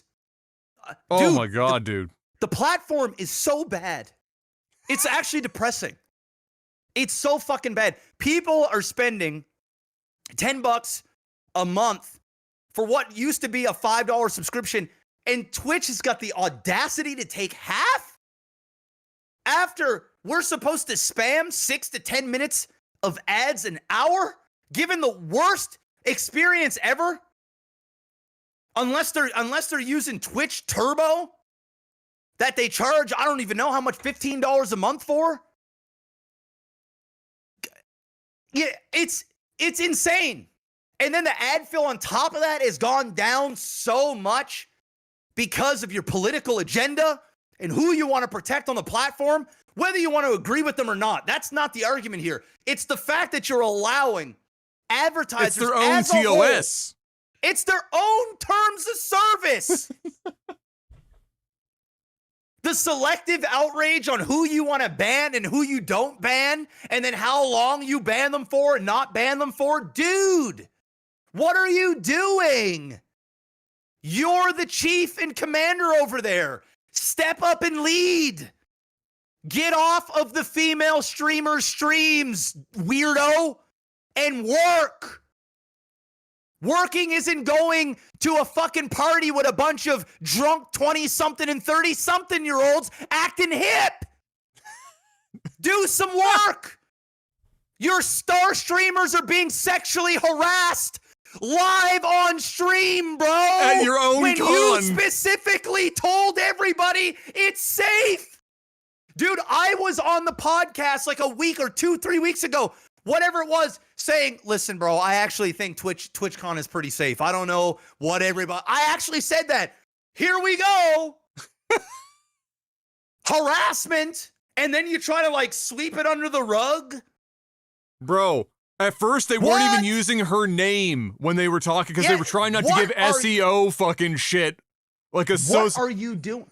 What are you doing? The best part is that they banned previously in the past, previous TwitchCon, I believe it was, Emaru's bodyguard that she had for ages had to step in because another guy doing almost the exact same scenario stepped in and grabbed him and just held him until the con security arrived to take this guy away. Because he put hands on the guy, he didn't fucking German suplex him.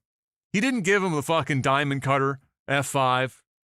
He didn't swanton bomb his shit off the top of a fucking random piece of con furniture. He just held him until security, which is what he's supposed to do as bodyguard, by the way, and then hand them off to security to like fucking deal with them.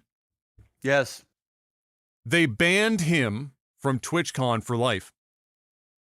So she couldn't bring her own bodyguard with her to future TwitchCons. So she had a different one at this one, who is the guy in the video that stepped in. Yeah. Because Twitch's own, again, nowhere to be seen for upwards of like a minute after the thing happened. Then they let him go, leave the con. He's in a different state. They don't want to cooperate with police. They're saying get a warrant. Then they finally change their mind, give the info. It's too late. The dude's in like another fucking area code. I would sue the shit. I would, I would sue the fucking shit. Oh, God. And then to hear him come on and sit down, and he said, you know what, Emmy's my friend. I said, word? Nobody's your friend. Hey, that's a problem. Nobody. Listen, let me tell you something, Dan. I'm gonna fill you in. I'm gonna fill you in case, because I know he'll never see this, but hey, listen, just in case you do, okay? let me fill you in on how friendships work in this business. All right, friendships are a dime a dozen in the streaming world between content creators, See, there's friendships and then there's content creator friendships. Yes. It's the what can you do for me business. Business very different. Friendships. Yes. Adam and I, we have friendship. Yes. Okay? We just so happen to do content together. Okay. But there's many, many, many, many, some of the biggest personalities in the world on your platform and other streaming platforms. They have content friendships. When it comes to you, Dan Clancy, the people that are befriending you, they want something from you. And you want something from them. I don't know what it is. I don't know what it is. And I'm not about to make any allegations. Okay. But I'm telling you something right now, dude. None of these people consider you a true friend. And if they do, they're very few, far in between. Let me tell you that right now. I'm sure you're a nice guy. And it's not Emerald, I can tell you that much. I'm telling you. And if it was, it most certainly isn't now. I'll tell you that much. No. Not even a little bit. Dan, stop trying to be friends with everybody and start running your fucking business. Because you're the person in charge here. All of it is on you. You're the CEO. You're the one that calls the shots. It's on you. You can't pass the buck to your employees. It's on you. You got to hire the right people. You got to fire the right people and start by firing yourself. Resign. This is not it. You are not fit to lead an entire massive platform of young streamers in an industry that is innovating year after year after year and changing and are you ain't him. You just ain't him. I'm sure you're a smart businessman. I'm sure you've got a wonderful business career. I'm sure you've made a ton of money. Okay? Congrats. Congrats. When it comes to this platform, you don't know what the fuck you're doing. You don't. And you've proven it. You've proven it year after year after year after year. And if you've done one good thing, buddy, you've done 100 bad things. So we don't even remember what that one good thing is. Money's gotten shit. Community's gone to shit. Your PR's gone to shit. Your employees, every time they leave, they all hate how Twitch is ran. They all talk shit. All of them. All of them. Ain't nobody going, you know what, dude? Dan Clancy and the bunch, that was just such an incredible career. I am so happy I got fired. This is just fucking fantastic. You know what most of them say? I remember a time when Twitch wasn't so shit. I remember when it wasn't so corporate and we didn't have fucking vice grips around our balls and we actually had people that were connected with the communities that knew what the fuck was up. There's your question. When was Twitch's golden era? What year? The golden era? Yeah. It's like 2011, 2012. To all the way up to like 2014. Yeah, the 11, 12, 13, and maybe the first half 14, 14 in general. I would say those are the peak Twitch years. That pocket. Dude. And like, bro, why did it have to go this way, dude? And you want to know what's funny too? What I just saw I guess they're testing finally. I've been screaming about this for years. They're testing out now Amazon affiliate links on streams. So like I was saying this years ago. Yes, we've been saying like, why wouldn't you monetize that shit? Why wouldn't you monetize this? You have a link. If your viewers want to go and buy a product that you're showing on your stream, or whatever, if they just want to do Christmas shopping, anything, whatever else is all there, click right there, go buy, and then your streamer gets a percentage of a kickback. Why are we not doing this? Apparently, they're testing something along those lines. Like, that's a good thing. That's a good thing. Dude, if you want more people to stream on your platform, stop gouging them. Give them ways to earn a living. Like, nobody, like, dude, this whole, like, oh, anybody can become the front page now. Ooh, dude, front page is nothing but fucking bots, fake fucking shit. Nobody gives a fuck. Nobody's following you and staying with you. Very few. Like, you're not gathering a new large fan base from being on the fucking front page. Dude, I'm not saying don't have it. But like, you can't dangle these little stupid fucking like, oh, look what we're doing for these streamers that can't be seen. Oh, now we've got this collaborative thing where all of the big streamers and all of these stuff can all combine their viewers into one thing to push them to the top of the browser or whatever of that category. So then you're burying even more small streamers.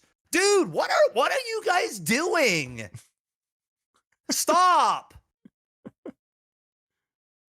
Can you tell that Mr. Black has an opinion on this? I do, man, and I have a lot more, but I'm being nice about it right now. Oh, I know. I'm being nice. Like, there's a lot I want to say, but I'm just not going to say it because, you know, it ain't right, and it doesn't make me, you know, but there's a lot more I could fucking say. But Dan Clancy, bro, I'm sorry, man. Go. Please leave, dude. Yeah. You're like the dude at the party that like everybody wants to tell you to just fucking go. Leave. Nobody wants you here. Like, I'm serious. With like, the vibe. You're killing the vibe. You fucked the whole vibe up, bro. Can't even fucking play music at this party because we had DMCA'd. Fuck off. Mr. Black, what do you shave with? Safety razor, electric, any favorite products you use? Electric, yeah. I do too, and it's not even like an electric razor. It's literally a trimmer, like the Gillette, like trimmer that you can attach a razor, like a quad blade to at the end. I use Manscaped, actually. Oh, okay. So, and I've done it for years, because I used to use just regular razor. I tried everything. My skin is crazy fucked up on my face, and it's hypersensitive. So razor bumps happen no matter how sharp, how careful, doesn't matter. Do the whole prep. You could do the face steam, the fucking pre-shave, the post-shave, the ice bath, the whatever the fuck kind of, you gotta visit the monks in the fucking Himalaya. Doesn't matter. So many years ago, and I mean like when I was still a teenager, I just switched over to using one of those, and I've been doing it ever since. And like, so I kind of permanent 5 o'clock shadow underneath. I can get away now that I'm older a bit. I can get away a bit. I use the razor, the back of the razor, single blade, just to like when I do my face, because I don't have that much high on my cheeks, I just have a couple stragglers.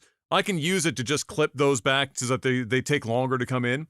Otherwise, yeah, no, I'm just on the fucking trimmer basically all the way. And I've used it so long, I'm getting good with it. I can almost do my entire beard with just the fucking trimmer. So like it's just kind of like, one weapon.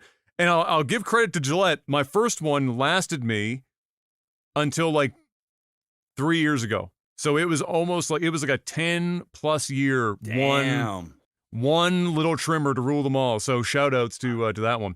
I got 2 Manscaped clippers. So one is from a manscaping, and then the other one is for my face. It's the way to go.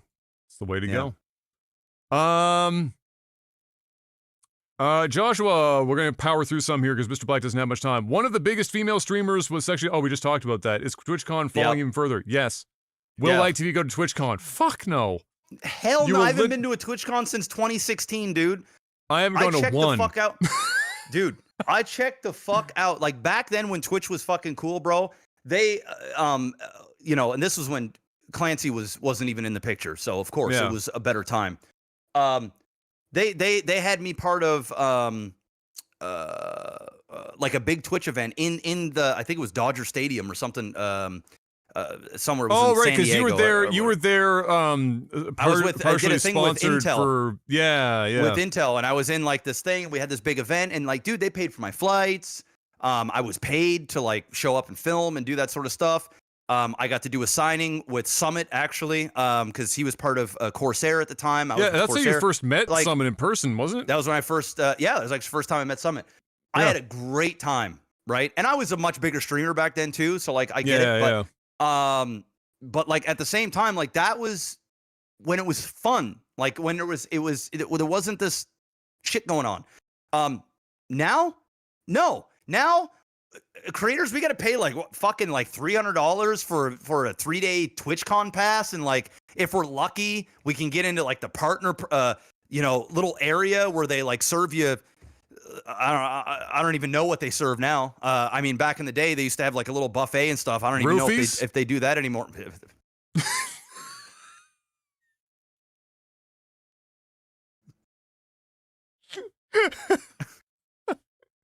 Got me there, bro. Oh, yeah, well, you know. Halo Combat Evolved Remake now coming out of the for the PlayStation 5. Oh yeah, that happened this week. Do you hear that? So that happened. I'm still hung up on the joke, bro. Halo Combat Evolved Remake, which I'm sure you might have heard is happening. That's coming to the PlayStation 5. Yeah. Okay. Cool. So that like this ultra death of Xbox brand, their killer app is now super on the other fucking platform. Yeah, you know it. Neo, the $20,000 humanoid robot that will do your chores, is actually pretty ass. I saw that. Is there an AI bubble? Yes. If so, when will it pop? Soon. But it won't matter. So the Neo robot in that video was actually just being piloted by Patel 63 and Patel 67. It was like just like two dudes with remote controls in the background just controlling the fucking robot. It was basically like my ISP tech support team with the camera. And they were just fucking like moving the shit around. No, that took camera. 20 minutes to open and close a fucking dishwasher. It took like 20 minutes to fucking do like what? Holy well, it makes more shit. sense when you realize it was like a dude or two dudes actually trying to like remote control that shit. Like that seems hard as hell. Yeah, no, that's ass. Yeah, I mean, yeah, no, we're not at the Rosie from the Jetsons just yet. We're not quite there. Yeah, is there an AI bubble? Yes. If so, when will it pop? In the next, I would say the AI bubble pops in the inside the next 3 years, possibly sooner. My stance on it though is that it won't matter, and here's why. I'll just give this brief, because it's something I've talked about the other day too on my stream. People are waiting for the AI bubble to pop because they want people to they want these companies to take a hit, because it's clearly they're just passing the same $5 around in a circle and their stock price goes up, right? So it's like 7-8 companies that are working together, announcing projects. The stock market is incredibly speculative. So a news article goes out, NVIDIA sucking, fucking ChatGPT's dick live on camera. Oh, stock price goes up. ChatGPT hands back the same money back to NVIDIA for a separate project. Oh, stock price goes up. And the same like fucking $5 just gets passed around in a room to generate projects to go to newspapers to run the stock price up. And now NVIDIA's worth 400 bagillion fucking dollars, and so are some of these other companies. It won't matter because the clawback on the bubble is still going to leave NVIDIA at like a fucking $3 trillion company. So it just doesn't, like, they're so fucking huge that even the clawback, they could lose 50% of their value. Because it's not like they've necessarily spent all this money on hard, like sunk costs, like fixed cost shit. It's just their value. So like the value is going to get clawed back and it won't fucking matter, but they will have sucked the market dry and positioned themselves so high in the market that even after it collapses, like we saw with the .com boom back in the day, the ones that survive at the top, they basically determine the next 30 years of whatever the fuck happens. That's what you're seeing right now. So I don't think the bubble will matter much. It's still going to suck ass. Don't get your hopes up. Some companies will die, just like in the .com era. Like that's just going to fucking happen. Consolidation will happen. NVIDIA will get bigger. Microsoft will get bigger. Oracle will get bigger. And several others. And then, yeah, but will that make that fucking robot with the two dudes controlling it in the background any better? No. At the end of the day, unfortunately not. It's just not, we're just not there yet. But it's a little bit fucking weird. I think AI is just, well, it's fine, but it's also just, it's fucking a lot of shit up earlier than it needs to. Justin Trudeau and Katy Perry are a thing. Hey, listen, he's his father's son. I mean, he's literally following an almost exact trajectory. It's kind of creepy. Like, if you mapped their lives, it's like, Yeah, it's uncanny. And, Katy Perry kissed a girl and she liked it, man. So, hey. He's got better hair than most women I know. So I guess, that is the way it goes. You fool anyone. Justin Trudeau, bro. Steven Spielberg producing new Gremlins movie. I didn't know this. Did you hear about this? I did. And you know what else I heard about? Which I bet you didn't hear about? What's that? Brendan Fraser. Oh, The Mummies. The Mummy. The Mummy movie. He's coming back. He's coming back. And I think they got what's her name? The girl that was in the movies too. She's coming back too. Yes, both of them. Fire. The Mummy 4.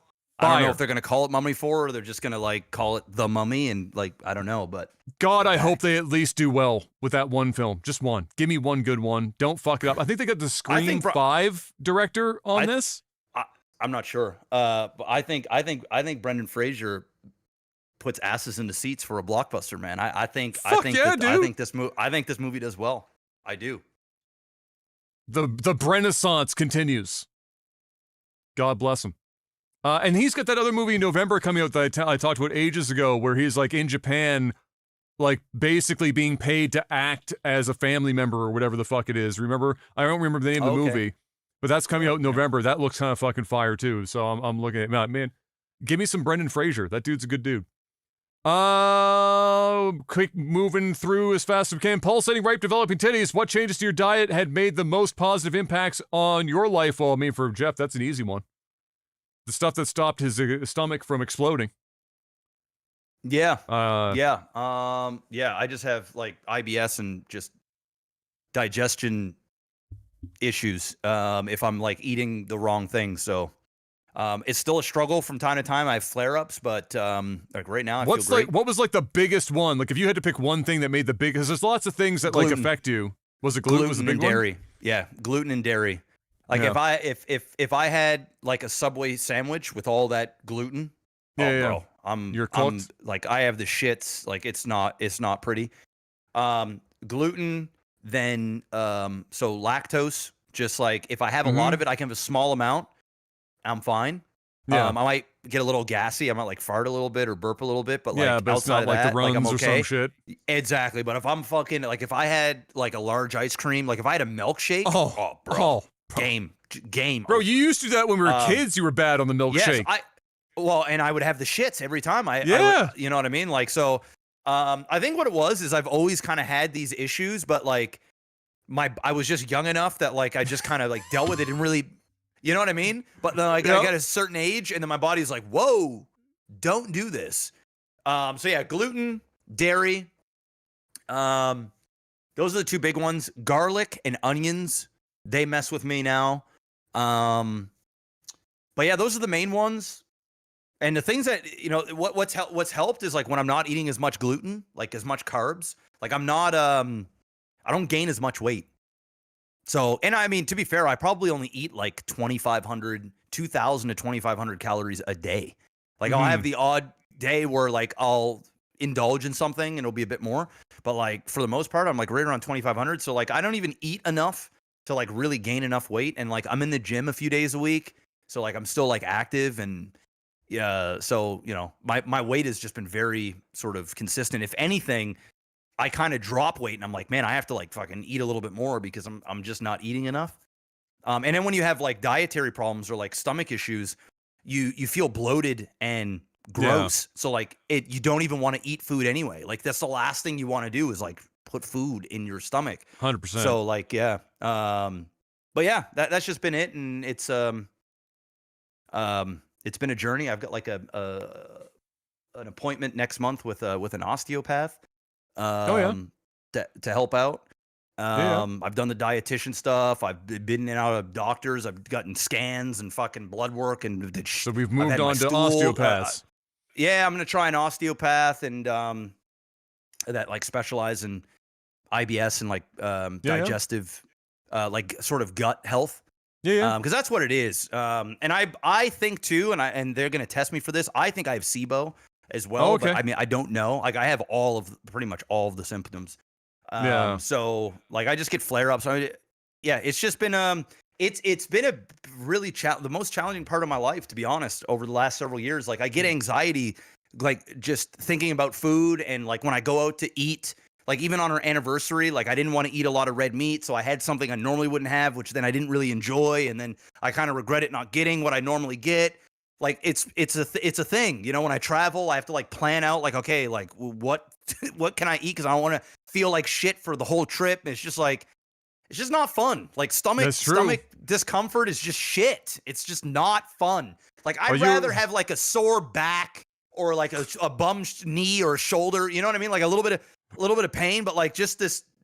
And I'm sure there's hundreds of people that are listening to the podcast that like know what I'm talking about. It's just something. It's like all encompassing. You can't focus. Like you got to work with it. You got to fucking, you know, be happy around your kids and fucking your wife, and you just got to like, you know, and then not think about it too much. It's a lot, but now I'm good. So you'll remember when we were really young, that was my life, where I was constantly in the hospital all the time trying to figure all that shit out. And that's what happens. Your brain gets locked on it. You get anxiety about going out of your house.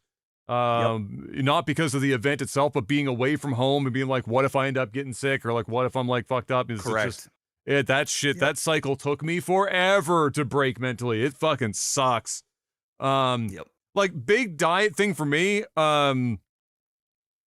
Honestly, when I go up in weight, and I know this only started in the last few years because I'm sitting around, I'm not exercising at all. Is liquid calorie. I just try to avoid liquid calorie. So, all pop becomes diet. If I'm drinking it at all, it's only diet or zero. I don't do protein shakes, really anymore. I don't do any of my stuff liquid, because also for digestive reasons. When you're drinking liquid something, and if you don't force yourself, even when I was doing smoothies, I would force myself to chew my smoothie. I keep it in my mouth long enough so that my enzymes in my mouth can help break it the way you would if you were chewing actual food. When you're just slamming liquid and it's just blended food, your body can't go through the same digestive process it would normally. So I've just cut that almost entirely out. I'll do a smoothie once in a while. I don't do protein powders or anything like that anymore. So I just avoid liquid calories. Just do as much whole food, even if it's junk food, I don't care. Just not liquid is predominantly it. And then just reduce how much sugar when possible, because it just makes me feel like ass. That hasn't stopped me from fucking my shit up on sugar lately, though. I'm gonna promise you that one right now. I'm cooking on that sugar fucking recently, for real. All right, real quick, what else we got in here? Because we haven't got much time left. Let's see if we can grab a couple good ones here, and then people are gonna have to send in next week.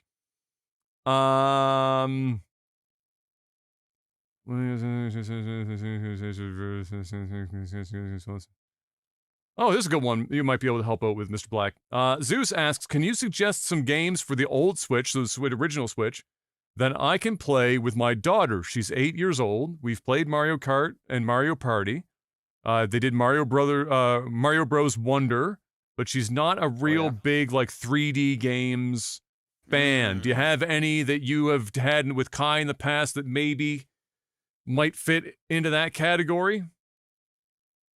So it sounds like side-scroller type things are more, if she's going to do platforming, it doesn't want to be in a 3D thing. It wants to be more like a side-scroller based on Mario Wonder, for example. I mean, Kai really liked Crash Bandicoot, so he played that. I know it's 3D, but it's like, it's still very like linear, and it's like sort of... Yeah, it's this way instead of that way. Yeah, like Mario Wonder, you're like, the camera's kind of like going crazy. You can go up and down and all over the place. That was fun. He really likes the Ninja Turtle games, so we played like the arcade Ninja Turtle games where it's like basically just a side scroller beat 'em ups. Yep. So he really liked those. See, Kai really likes those 3D, like he's done Mario Wonder, he's done like I'll Mario say this Kart much, was a big one. A lot of kids really like Katamari Damacy games. Like they really like them. You would know it if you saw it, like because they've been around for a long time. It's a Japanese game. It's the one where like you're basically a ball and you're rolling around and you're collecting stuff, and your ball gets bigger. If you saw it, you would have known it because it's been around since like the fucking 90s, early 2000s. But they have many. They still make new ones. Those tend to be really popular with kids. They tend to have a fairly good time with those. So you could try that. Animal Crossing. Animal Crossing, that's a good one. Might be a huge dub. Yep. What's that fucking farming game that's super popular that my brain is vapor locking on right now? Stardew Valley. Maybe she's Caleb old enough for Stardew Valley. Caleb played the shit out. Caleb bought the fucking DLC and all this other she's stuff. Big she played on the it. shit. Oh, bro, she's probably put in 200 hours into that game. Damn. Yeah, I mean, it's Caleb a good plays game. Caleb plays a lot of video. Like, she's on the Switch every day, every single day, every day. Well, now that Kai's she's old probably enough, playing she right can now. get in there. She can get in that time now. And when he's asleep, when we're watching TV, she's always got the Oh, Switch. she's gaming up. Oh, okay. She games in bed, and I have TV on in the background, and I'm either I'm typically just fucking chilling, watching TV, or might play a little bit of poker, or I might have my Switch. We got like 3 different Nintendo Switches here, right? So it's like we're just fucking just Switch out of family. your mind. Yeah. Oh, yeah, but I think those are pretty good. Those are good. Yeah, some good titles there. One more, and then we'll let Mr. Black out. He's got company. I got company probably coming, although he hasn't texted yet. en route. Let me see. There was another one here. Oh, of course, I haven't been able to watch all of it to catch up, but I've gotten pretty far in. The last thing we watched was when they were doing the dress selection and the suits for Love is Blind. That's how far in we got. Did you get to the part where Joe just said, "Fuck this, I'm out"? I don't even remember people's fucking names off the top of my head, but probably not. Oh, you would have already known because like you don't even you just know to know. So, but man, there are some crazy people on this season. And when I say crazy, I don't mean like, the type of people you run into at a bar.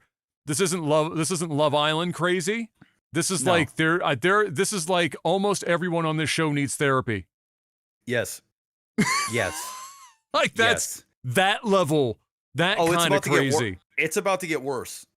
Oh.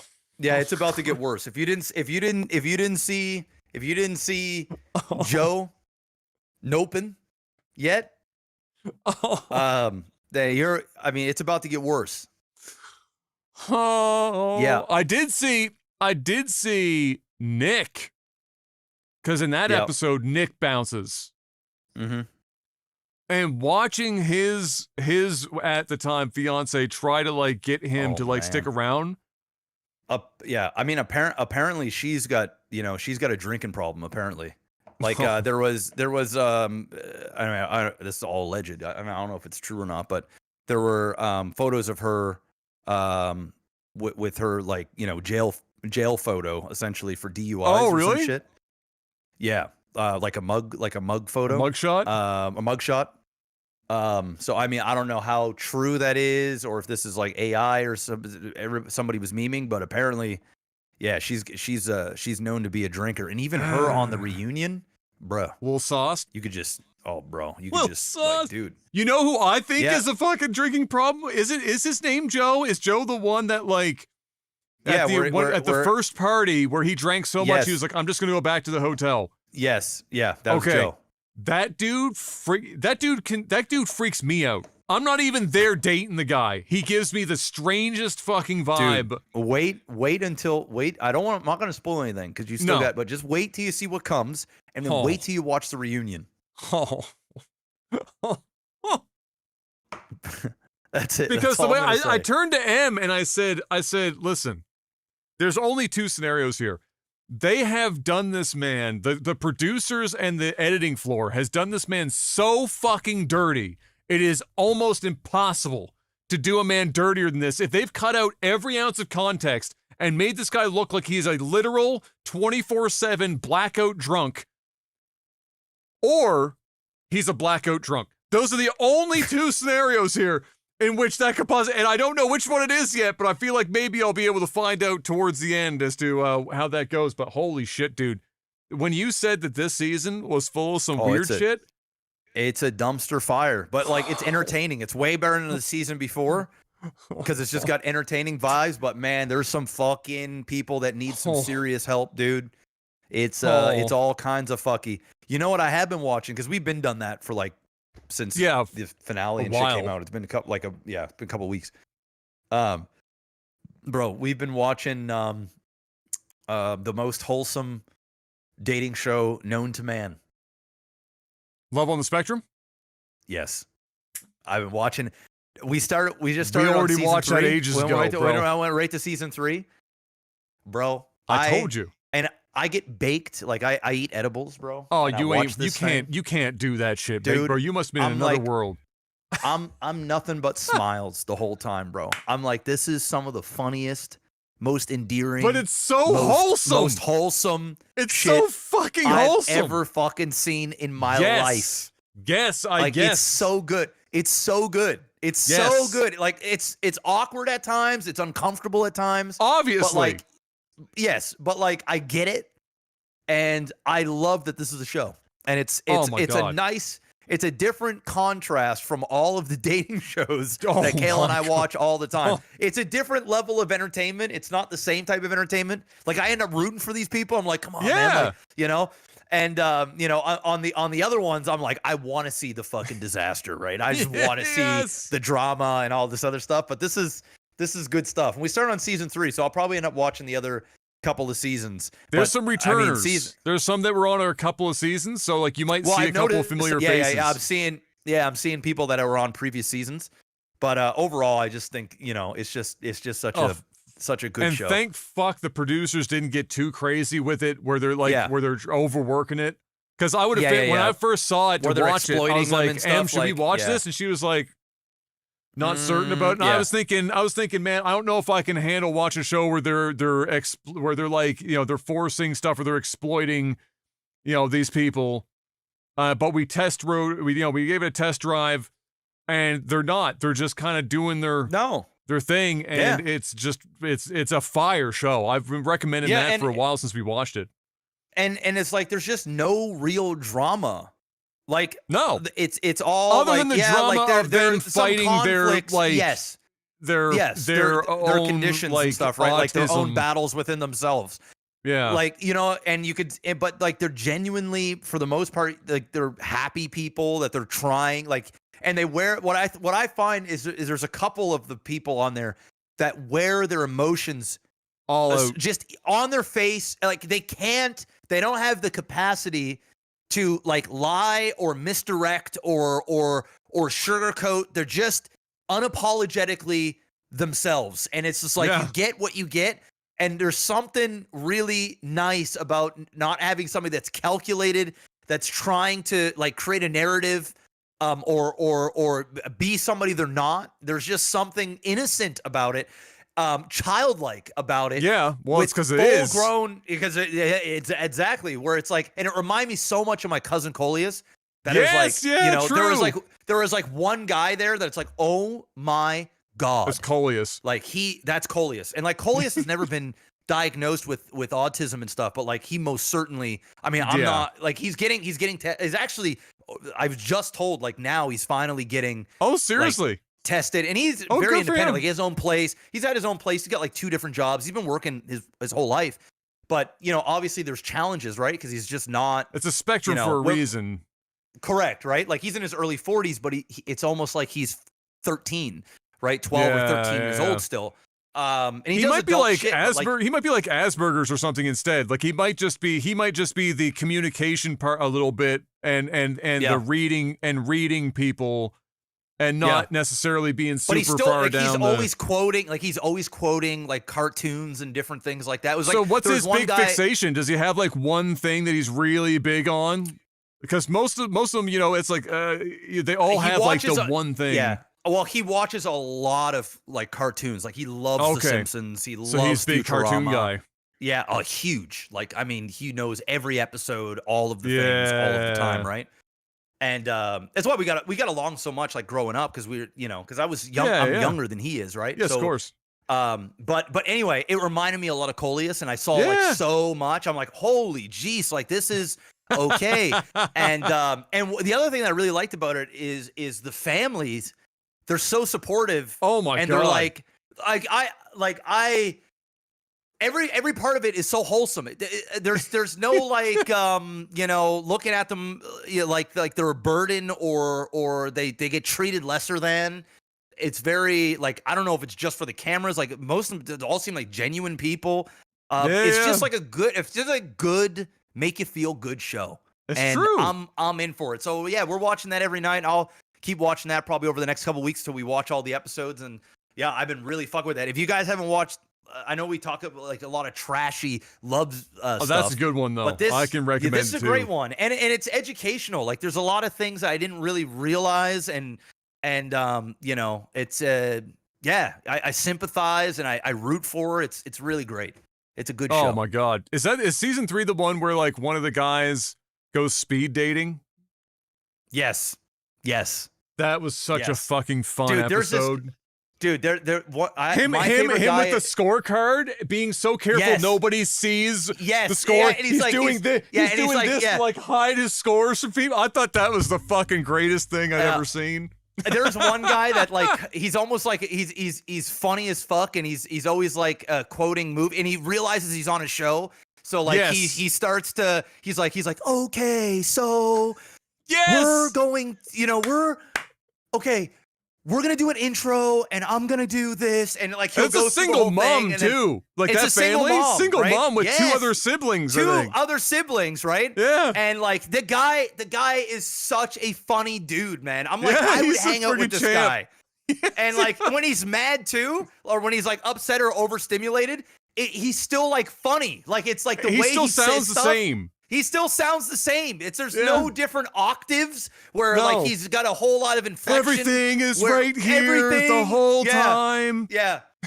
I had a chance to kiss her. Yeah. Oh my god, dude. That arc was legendary. Oh man, he's like, she is beautiful. Where has she been my whole life? When he walks away to go to the washroom on their date or whatever, and he's mic'd up, and he's having a full monologue to himself.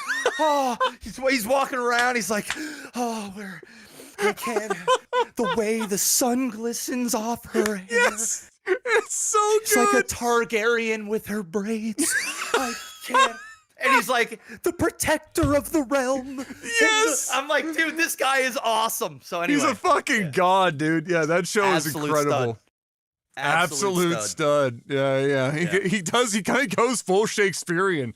He's so extra with it. I fucking love it. It's great. Yeah. It did make me realize though. That give me, there's like a couple guys that like they talk really fast and are high strung.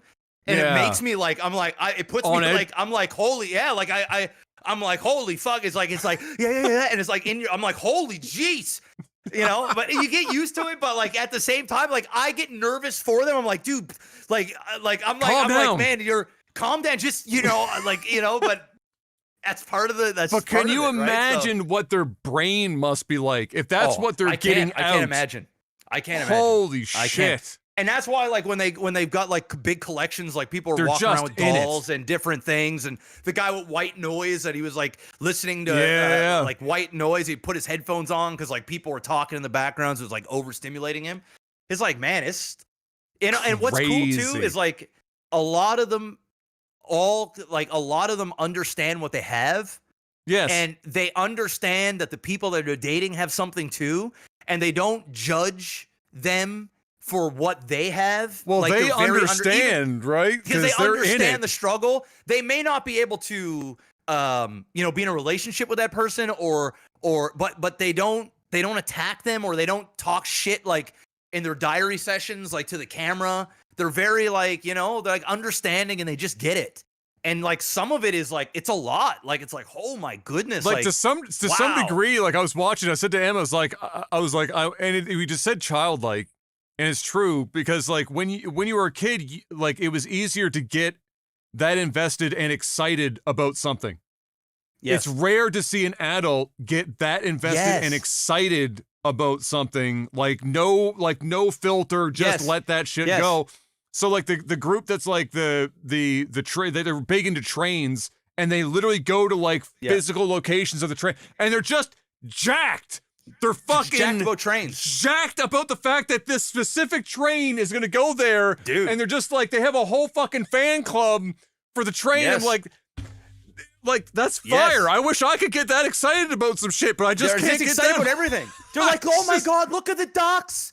I love ducks. Yes. Oh my God, I love ducks too. Quack, quack, quack, quack, quack. Yes. Let's dance. And are just like doing like They're this just like fucking dancing. stuff that they're just dancing, and they don't give a fuck about anybody else that's around. They're like in public, and there's just people walking in the background. They're like, yeah, ducks, quack, quack. I'm like, you know, and they're fucking happier than all hell. And I can't even hate on it. I can't make fun of it. I'm just like, dude, how awesome would it be to just be that happy and just like have, you know what I mean? But at the same time, like obviously they have a lot of internal struggles all the time, right? So like, you know, it's just such a wholesome show. Like I don't know how else to put it. 100%. Yeah. I can definitely 100% recommend it. I remember Em and I watched the other seasons. Just fire all around. Very good, feel good show.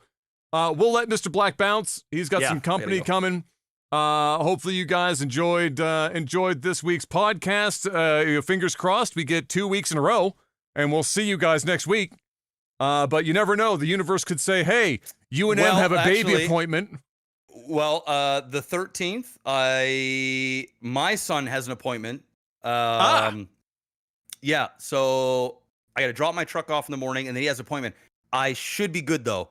Okay. The following week, I'm going to be in Vegas, so I will not be here. Okay. So, all right. One way or the other, we'll see you if we can. Keep an eye out, and we'll let you know, of course, when it's happening or if not.